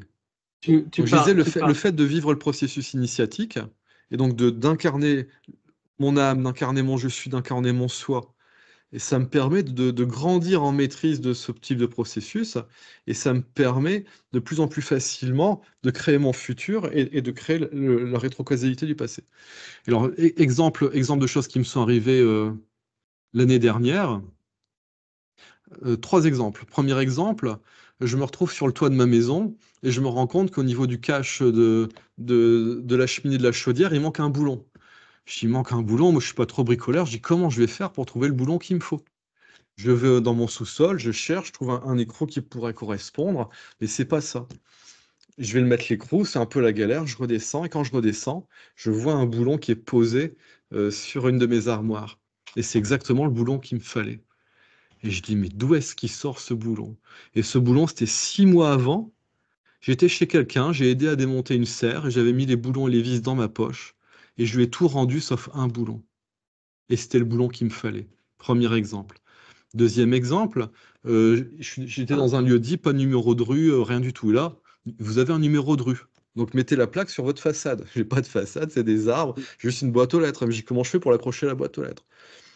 Je mets un clou, mais le truc qui penche, il me faudrait un câble à côté, un câble marron, ce serait bien gainé, et que je mets derrière. J'ai mis un câble marron gainé, est-ce que j'ai ça? Non, je suis quasiment sûr de pas avoir ça. J'en ai peut-être un bleu, je vais chercher, voir si je retrouve le bleu. Et j'avais mes outils en main, j'étais dans mon chemin, parce qu'il y avait à peu près 50 mètres entre mon portail et ma maison, et j'ai dit, ben, je vais poser les affaires par terre. À l'endroit où je pose les affaires, je trouve le fil de fer marron. Je ne sais pas d'où ça venait, ça avait sauté d'un camion, ou ça avait été oublié. Et je dis, mais comment c'est possible ça? J'en ai besoin maintenant, mais apparemment, dans le passé, déjà, l'événement s'est produit pour que j'ai là, à l'instant où j'en ai besoin, ce que j'ai besoin. Donc ça l'a fait pour l'écrou, ça l'a fait aussi pour le fil marron. Oui, ça c'est typique de la reprogrammation du passé. C'est typique de la rétrocausalité. Ça peut se faire par de la technologie ou bien par de la conscience.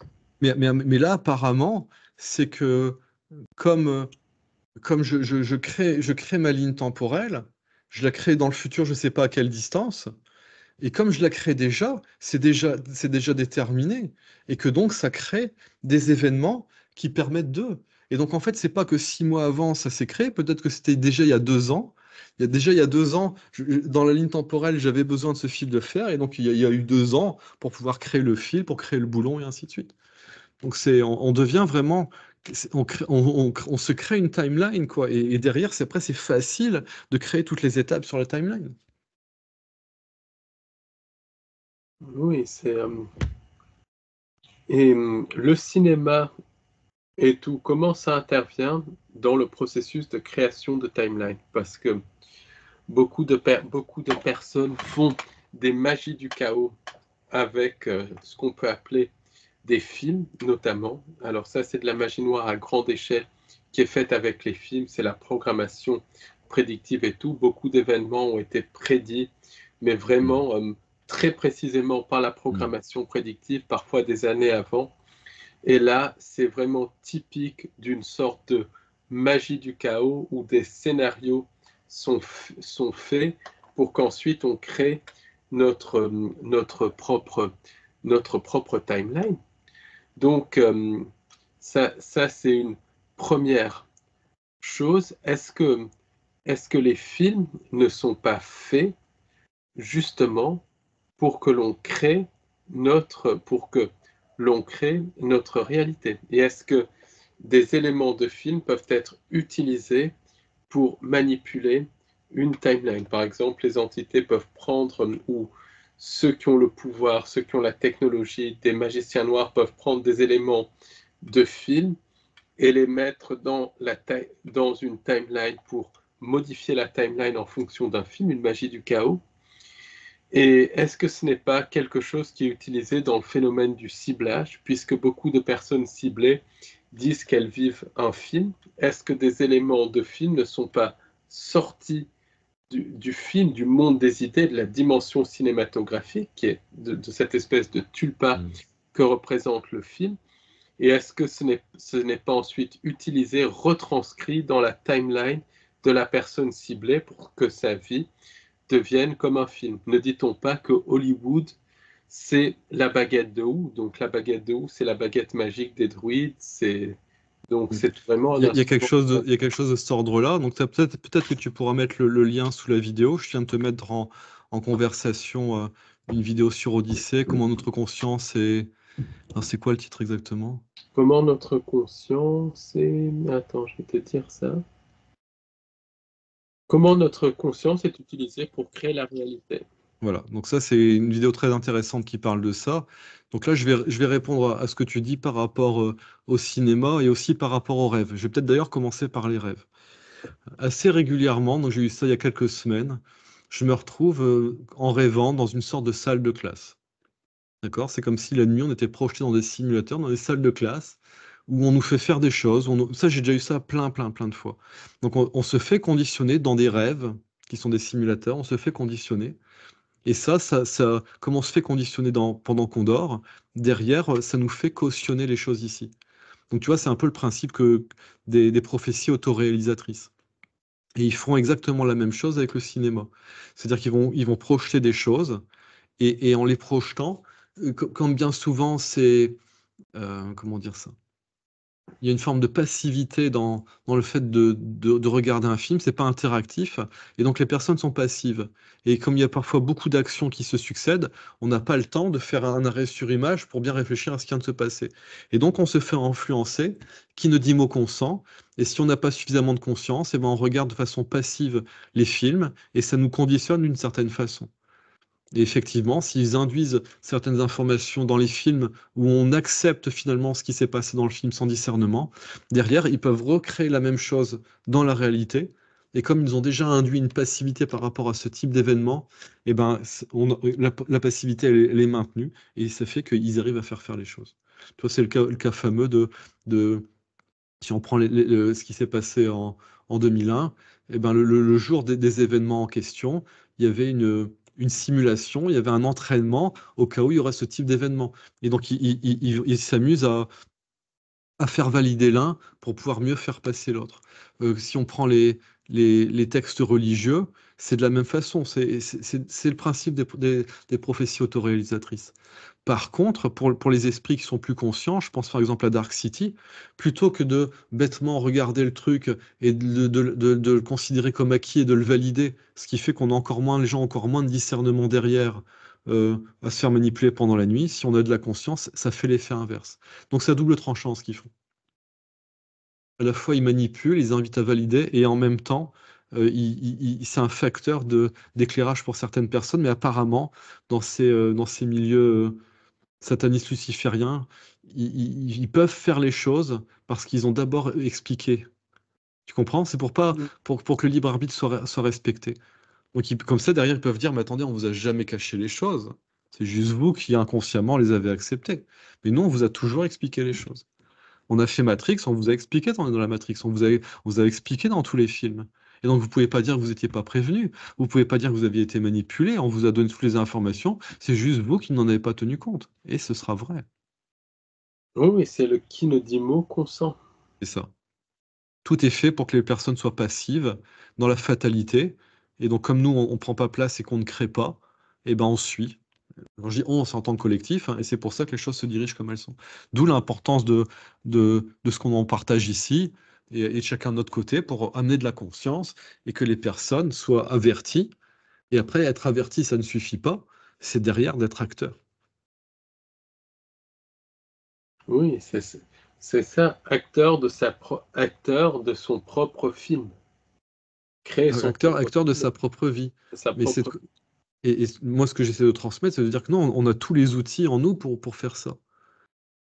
Donc c'est de croire qu'on les a pas, en tout cas pour ceux qui regardent les vidéos, non, vous pouvez être créateur, mais d'abord, revenez bien les pieds sur terre, restructurez-vous bien, et là vous allez pouvoir commencer à pouvoir créer votre réalité. Si vous n'avez pas les bases, vous allez être comme cette montgolfière qui a pas ses amarres et qui est ballottée par le vent à droite à gauche. Vous serez conscient, vous ne serez pas la coquille de noix sur l'océan, mais vous ferez balader tout autant, mais en conscience. Donc C'est encore plus douloureux quelque part parce que mhm. on, les autres ne le savent pas, mais les gens comme ça, ils le savent, donc ils se font balader tout en le sachant. Ouais, ben c'est l'exemple un petit peu de la personne là avec, qui joue au foot, qui a un coup sur la tête, tout ça. Il déprime derrière parce qu'il est conscient de certaines choses, mais il sait rien y faire et donc il tombe dans du désespoir et de la fatalité. Non, non, il y a des personnes sur Terre. Moi, je dis pas que j'ai tout compris, j'ai compris en partie, et je pense que je suis pas le seul. Il y a des personnes sur Terre qui ont plus ou moins compris cette chose-là. Je salue Rock Soccer au passage, et et voilà, et on est en train d'essayer de s'entraider, comme on le fait ensemble. J'espère qu'on pourra faire quelque chose avec Rock à un moment, et de s'entraider pour essayer mutuellement d'y voir plus clair. Rock a compris des choses que j'ai pas compris, et toi aussi, et vice-versa. Donc on a tous des pièces du puzzle à assembler. Et Oui, merci d'ailleurs aux personnes qui nous envoient des messages suite aux vidéos, parce que parfois certains ont aussi des pièces de puzzle. exactement.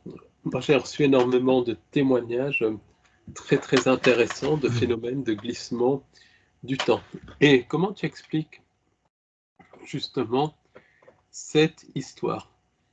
Donc, c'est l'histoire d'une jeune fille qui habite dans le Var, qui est en train de rentrer chez elle de l'école.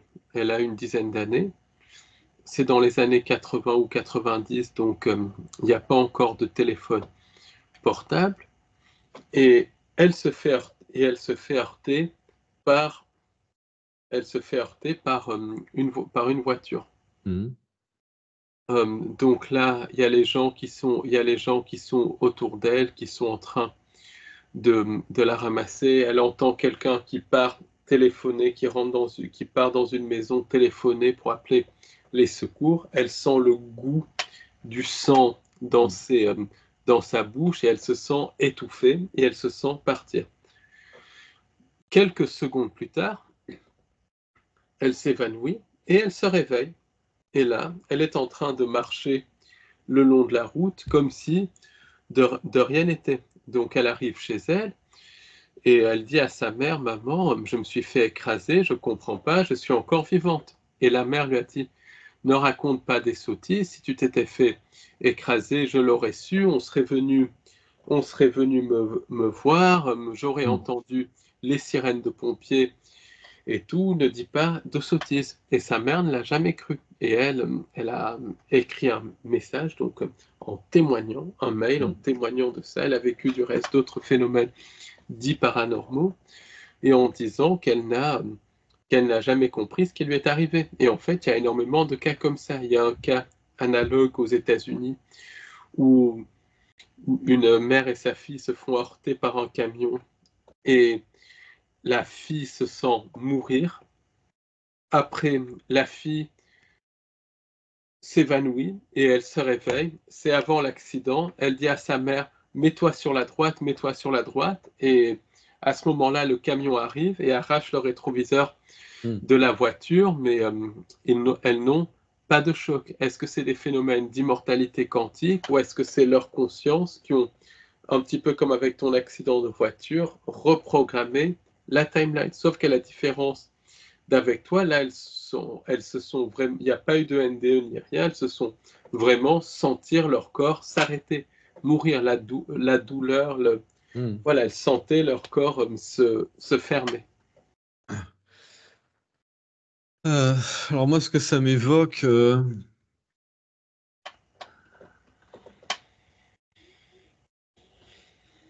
il y a deux possibilités.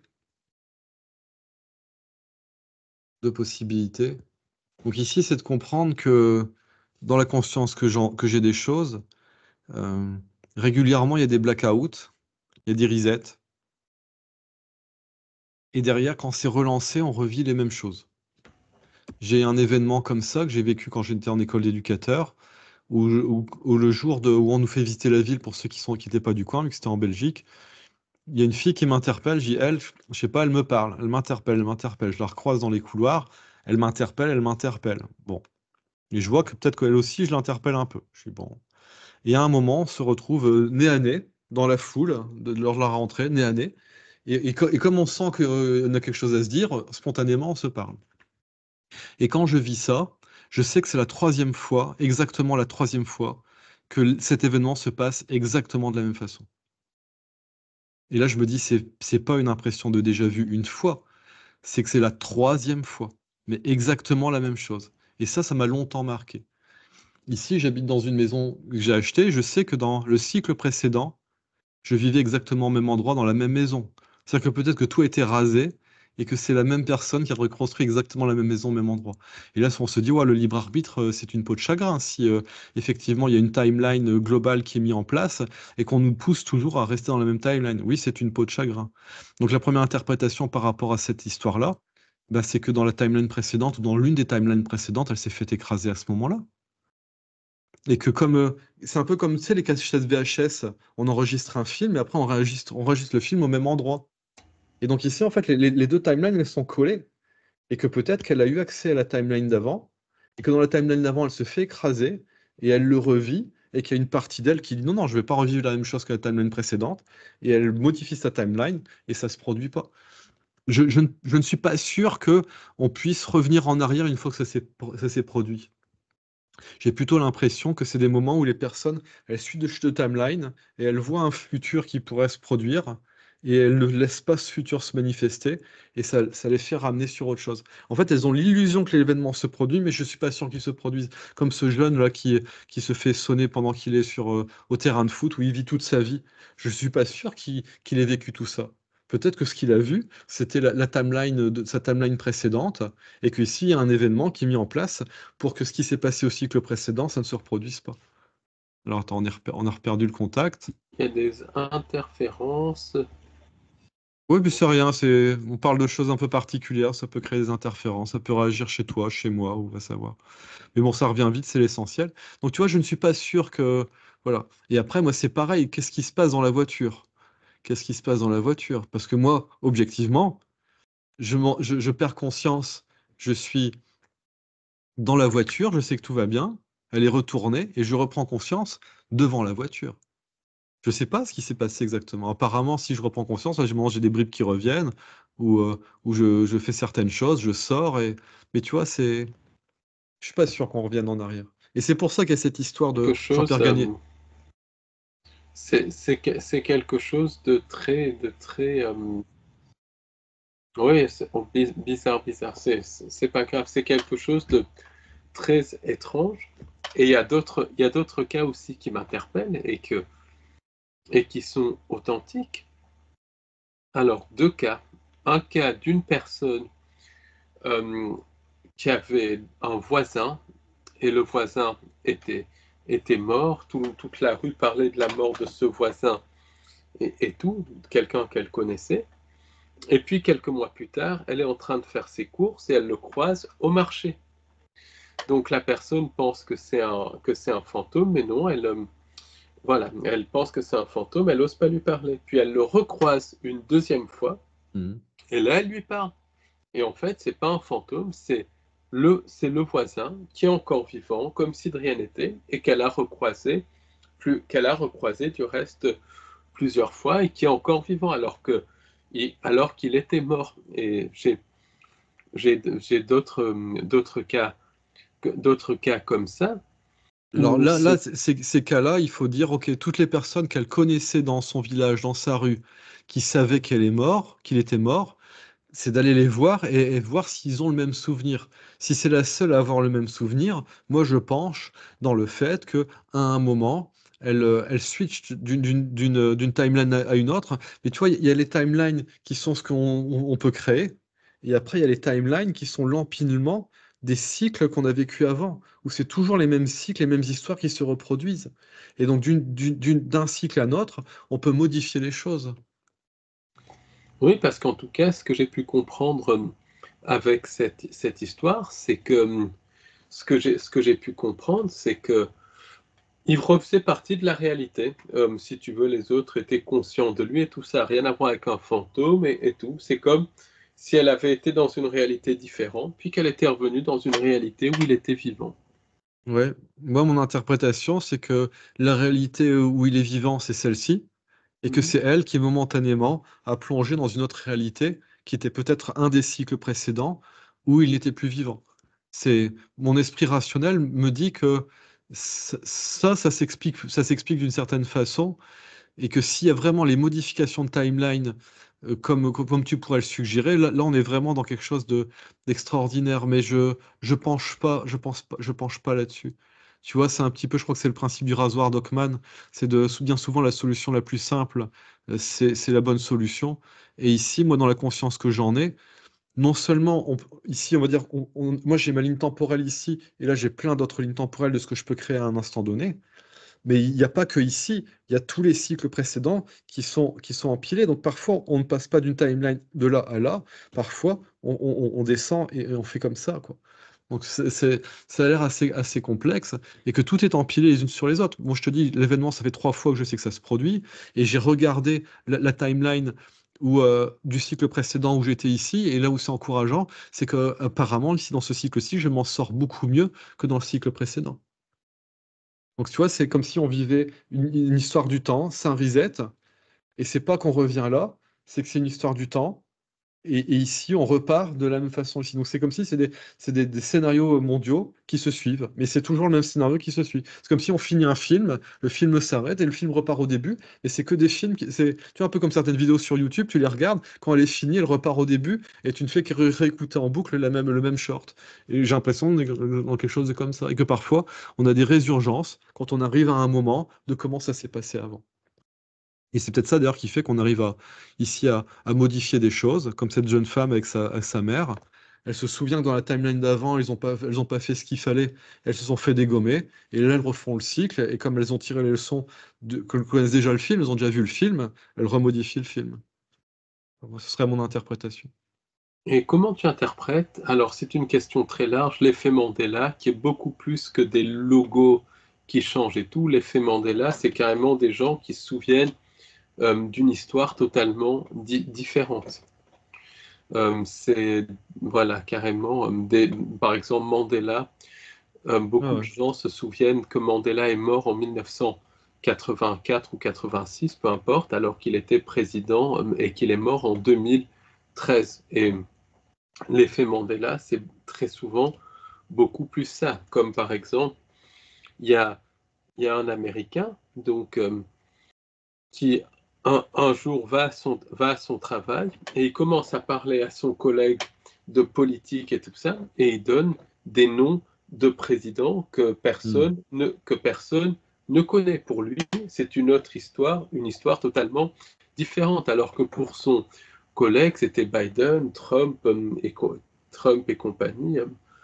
Voilà, c'était, mais pour lui, quelque chose de complètement différent. Même les noms des partis étaient différents. Le nom de, et il était complètement perdu parce que le nom de certaines villes américaines était différent, même de certaines villes dans le monde. Donc il a eu tout un processus de réadaptation, mais voilà, comme ça, sans même se rendre compte comment. Et ça, c'est ça le vrai effet Mandela, c'est pas des logos ni des morceaux de films, même s'il y a des gens qui ont vu des films changer en direct. Et je vais te donner un exemple. C'est quelqu'un qui regardait un grand classique, quelqu'un qui était féru de films rétro, donc un classique genre Le Magicien d'Oz ou un film de ce genre. Et l'héroïne portait une robe bleue. C'est pas Le Magicien d'Oz, c'est un autre, peu importe. L'héroïne portait une robe bleue et d'un coup, il met le film et la robe de l'héroïne sous ses yeux devient verte. Donc là, il se dit, il y a, il y a vraiment un problème avec mon lecteur DVD. Donc il rembobine son lecteur DVD et là, la robe est à nouveau verte. Donc comme si de rien n'était, et là, tout le long du film, elle est verte. Comme c'est quelqu'un qui collectionne des anciens films, il prend un laserdisc, tu te rappelles des laserdiscs, et il met un laserdisc, pareil, vert, depuis le début du film, il prend la VHS, la robe est verte, alors qu'avant, elle était bleue. Il a vu la transformation de la réalité en direct, et ça, c'est vraiment intéressant. Il avait témoigné, je ne sais plus sur quelle chaîne, c'est passionnant. Donc on voit que l'effet Mandela, c'est beaucoup, beaucoup plus complexe qu'on ne peut le penser. Comment tu interprètes ça? Moi, je reviens à ce que je disais tout à l'heure, c'est que ces questions-là, c'est un coup à se perdre. Il faut revenir à soi, à l'intérieur de soi, au centre, afin d'apprendre ici à, à maîtriser sa vie. Ici, parce que ici, on peut être que dans la spéculation et on n'est pas plus avancé derrière. Moi, c'est pareil, j'ai des cas d'effet des Mandela par rapport à moi et je suis toujours en train de me poser la question de savoir qu'est-ce que c'est la cause. Et les causes peuvent être multiples. Euh, L'une des explications, une explication, c'est qu'effectivement, euh, ici, ils bricolent des choses sur Terre entre le, comment elle s'appelait cette opération dans les années 45, là où ils ont essayé de téléporter un porte-avions? L'opération de Philadelphie. Oui, voilà. Entre ces choses-là et peut-être des choses qu'ils sont en train de bricoler au niveau du CERN, ou peut-être qu'ils essayent de modifier la timeline globale de la Terre et qu'effectivement, on dévie un petit peu à gauche, à droite, et qu'il y a des choses qu'on a dans notre souvenir et que en fait, la réalité n'est pas là. Moi, je prends l'exemple, c'est le camion de l'agence Tourisque. Pour moi, il a toujours été complètement noir, avec une bande orange au milieu, et quand tu regardes maintenant, non, il est noir, il a une bande orange et il est gris par au-dessus. Alors c'est quoi l'explication? C'est que effectivement la couleur elle a changé, ou que j'ai un faux souvenir parce qu'il a toujours été gris, mais moi je le voyais plutôt noir parce qu'à l'époque on avait des télés de mauvaise qualité et que donc noir, gris foncé, on voyait pas la différence. C'est vraiment compliqué. Et après, il y a encore une autre explication, c'est une psyops qui fait que avec l'utilisation de je ne sais quel procédé, ils arrivent à rechanger la couleur partout. Alors là, les DVD, c'est une autre question. C'est OK, la personne a son DVD chez elle. Donc il y a quelques personnes qui a pu intervenir là-dessus. Et donc ça vient d'où? Et là, tout à l'heure, tu t'avais donné l'exemple il y a quelques jours de quelqu'un qui se réveille, sa sacoche n'est pas de la bonne couleur, son porte-clés a changé, et Tout il y a a quelqu'un changé. d'autre. Il y aurait une autre possibilité, une autre hypothèse, ce serait que comme on a des incarnations multiples, ici, mais peut-être sur des timelines différentes, il y a des moments, pour des raisons de, de- de fluidité dans nos existences parallèles, peut-être qu'à certains moments, on intervertit nos rôles. C'est-à-dire qu'il y a quelqu'un d'une timeline qui vient s'intervertir avec une autre, et que quand il arrive ici, qui s'intervertit, eh ben, il a certaines mémoires qui sont pas les mêmes, parce que lui, dans sa timeline, c'était pas la même couleur. Ici, et il s'en rend compte, quoi. Mais juste, il a peut-être pas compris qu'il a échangé de timeline avec quelqu'un d'autre, tu vois. Mais ça, c'est des choses très, très subtiles que nous, on n'aura pas la réponse. Va savoir. Moi, j'ai un exemple qui est assez clair. C'est une citation de Napoléon. La citation, c'est la suivante. L'histoire est un mensonge sur lequel tout le monde s'entend. Pour moi, c'est une évidence que la citation, c'est ça. Quand je cherche la citation sur Internet, l'histoire est un mensonge sur lequel tout le monde s'entend. C'est pas ça la citation. C'est l'histoire est un mensonge sur lequel tout le monde est d'accord. Et donc déjà, on voit déjà que le niveau de français n'est plus le même. Est-ce qu'ils ont changé Internet? Est-ce qu'ils n'ont pas, pour abrutir la population, est-ce que régulièrement, ils ne changent pas certaines citations et que tu as beau chercher partout, ça a été changé partout? Est-ce qu'ils n'ont pas des IA qui sont capables d'aller sur tous les sites où il y a ça et de les pirater pour changer les informations? Mais tu vois, j'en sais rien, mais moi, c'est évident. Et j'avais encore une autre citation comme ça, et je relis.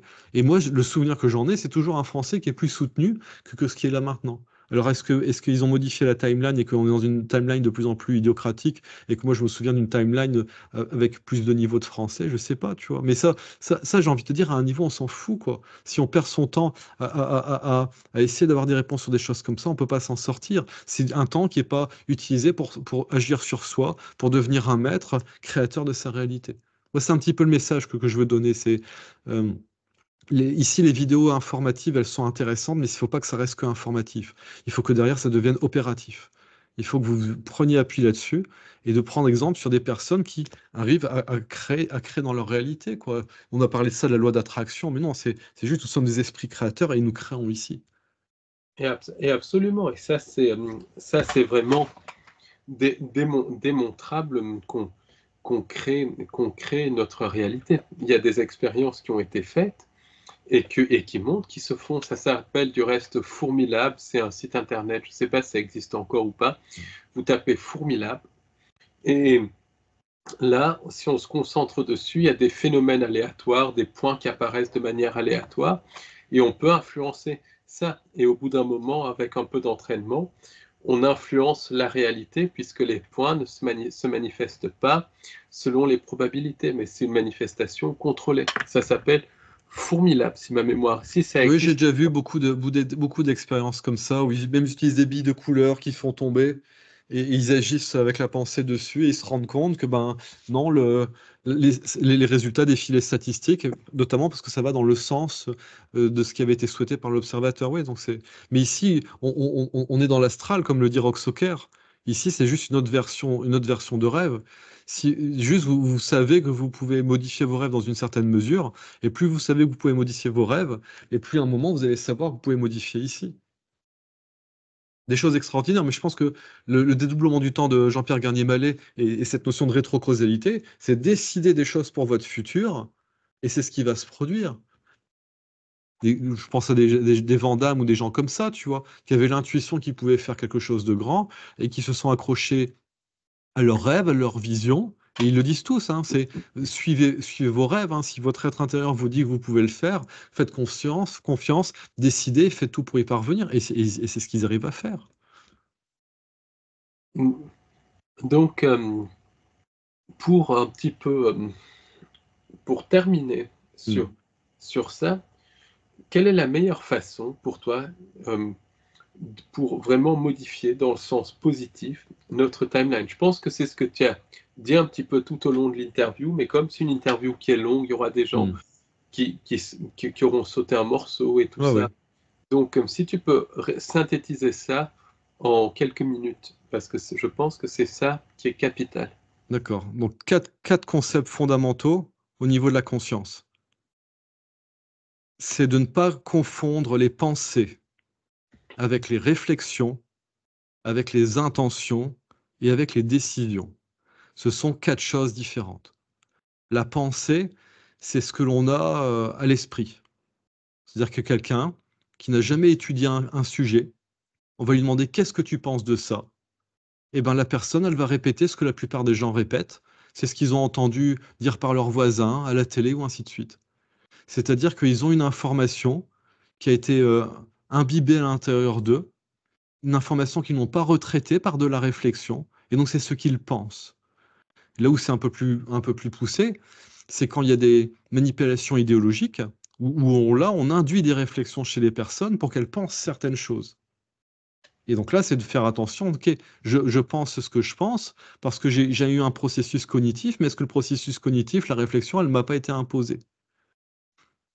Donc les pensées et les réflexions ne sont pas les mêmes choses. Je vais même plutôt dire, c'est les analyses. Les pensées et les analyses ne sont pas la même chose. La réflexion, c'est un aspect de conscience. C'est que notre conscience, c'est comme une boule de cristal, et on réfléchit la réalité dans cette conscience, cette boule de cristal, pour pouvoir l'analyser. Et donc la réflexion, c'est un processus de conscience qui est normalement un processus divin. Ensuite, on a les intentions. Alors, par exemple, j'ai l'envie, j'ai le désir de partir en vacances au soleil. Donc là, on va même en dessous des pensées. C'est une envie, un besoin. Mon corps a besoin a besoin de soleil. Mon corps a besoin de vacances. J'ai un désir de soleil et de vacances. Et donc, je commence à avoir des pensées, de dire, bah, tiens, j'aimerais bien partir en vacances à un endroit. Mais les pensées, avoir la pensée, c'est pas suffisant. Derrière, il faut réfléchir. Ok, je réfléchis, comment je fais pour partir en vacances sur telle île et ainsi de suite. Mais avoir les pensées, le désir, les pensées, les réflexions, c'est pas suffisant. Il faut avoir l'intention. Ok, j'ai l'intention de faire ça. J'ai l'intention de partir à Pâques. Encore une fois, c'est pas suffisant. Et derrière, il faut avoir la décision. D'accord? Mais pour pouvoir prendre des décisions, il faut d'abord avoir eu des intentions. Et pour avoir d'abord eu des intentions, il faut d'abord avoir des réflexions, des aspects de conscience, qui sont peut-être les produits d'analyse de pensée et de désir. Et donc, c'est de comprendre que l'être humain, il fonctionne sur ces strates-là, et que pour créer, il faut comprendre les strates. Tout comme pour résoudre un problème mathématique, il faut comprendre les lois mathématiques et les utiliser. Et donc, c'est ça, c'est d'être structuré, d'être rigoureux, de s'aimer, d'avoir foi en soi, dans ses capacités à créer les choses. C'est alors comment dire ça autrement? Voilà, il y a un adage, c'est: «Ils ne savaient pas que c'était impossible, donc ils l'ont fait».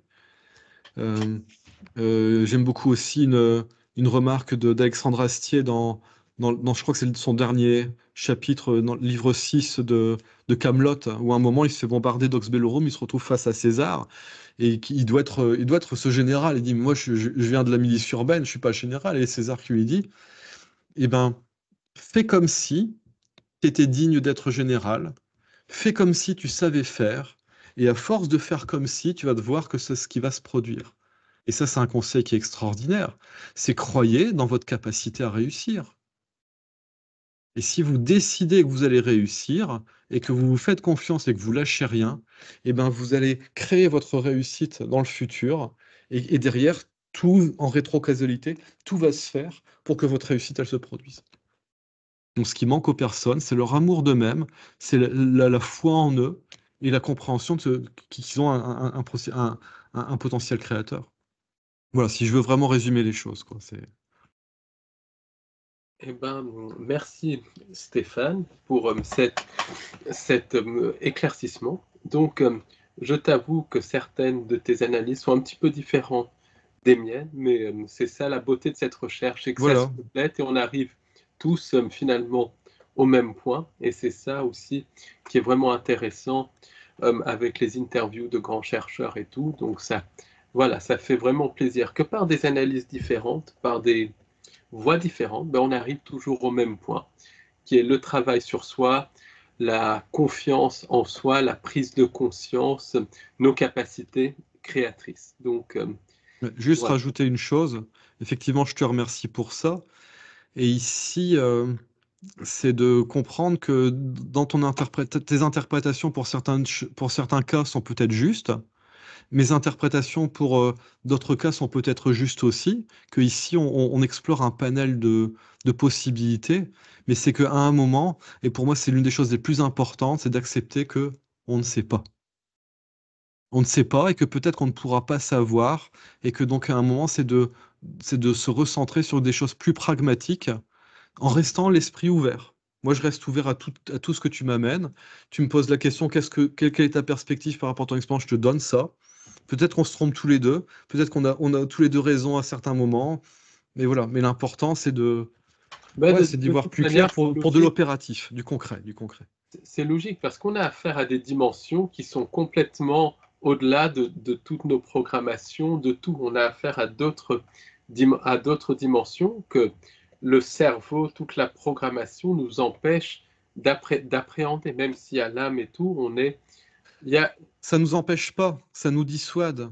ça- Moi, quand ma conscience se met en sixième dimension et que je vois les marionnettistes, que je vois les démons reptiliens qui s'amusent à manipuler les personnes devant moi et ainsi de suite, je suis pas empêché de le faire. Tout est fait pour nous dissuader.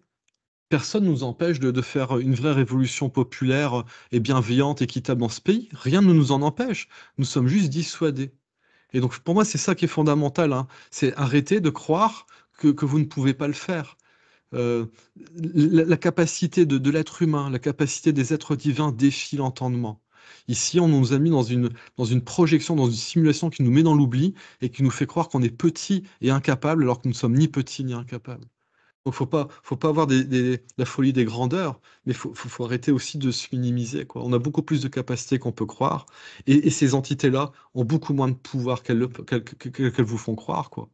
oui, parce que c'est une manipulation au niveau de la perception. C'est une guerre contre les perceptions. On nous Oui, fait c'est ça, percevoir la réalité de manière tronquée. c'est ça. Et d'où l'importance de se guérir pour avoir accès à nos ressentis et avoir accès à euh, à notre boussole divine à l'intérieur. Il y a des personnes qui disent, oui, mais je sens que c'est pas juste. Ouais, mais qu'est-ce qui te fait sentir que c'est pas juste? Non, c'est d'avoir la boussole divine. C'est que c'est le divin qui te fait sentir les choses, pas ta subjectivité, tes préférences ou des conditionnements qui ont été mis en place. Mais bon, voilà, c'est vrai que l'on est déjà 2h15, on pourrait, pourrait continuer encore un moment. Je te remercie beaucoup, Paul, encore une fois, Eh ben, pour ce moment ensemble. eh ben, merci Stéphane. Et puis, avant de terminer, dis-nous où les gens peuvent te retrouver. Retrouver ton site internet, ta chaîne YouTube. Donc, vous pouvez me retrouver en tapant Stéphane Bissement sur Internet. Vous allez atterrir sur mon site. Et ma chaîne YouTube et mon profil Facebook, c'est Antalne Connaissance Initiatique. Donc, je crois que d'habitude, tu le remets sous la vidéo. Comme ça, voilà, les personnes auront ça. Voilà. Et donc, oui, je vais repréciser pour ceux qui ne connaissent pas. Moi, ça fait plus de 10 ans que je travaille à faire de l'accompagnement individuel pour tous ces sujets-là. Donc, j'aide les personnes à y voir plus clair, à se guérir. Et voilà, pour l'instant, c'est surtout en individuel que je le fais. Et s'il y a vraiment des demandes qui augmentent au fil peut-être des, des vidéos comme ici sur ta chaîne ou sur d'autres, peut-être qu'à un moment, je referai des groupes potentiellement sur Paris à partir de l'année prochaine. Là, je suis en province, mais je vais revenir proche de Paris l'année prochaine. Voilà. Eh ben, merci beaucoup Stéphane et à très bientôt. Merci Paul, à bientôt. Merci. Au revoir.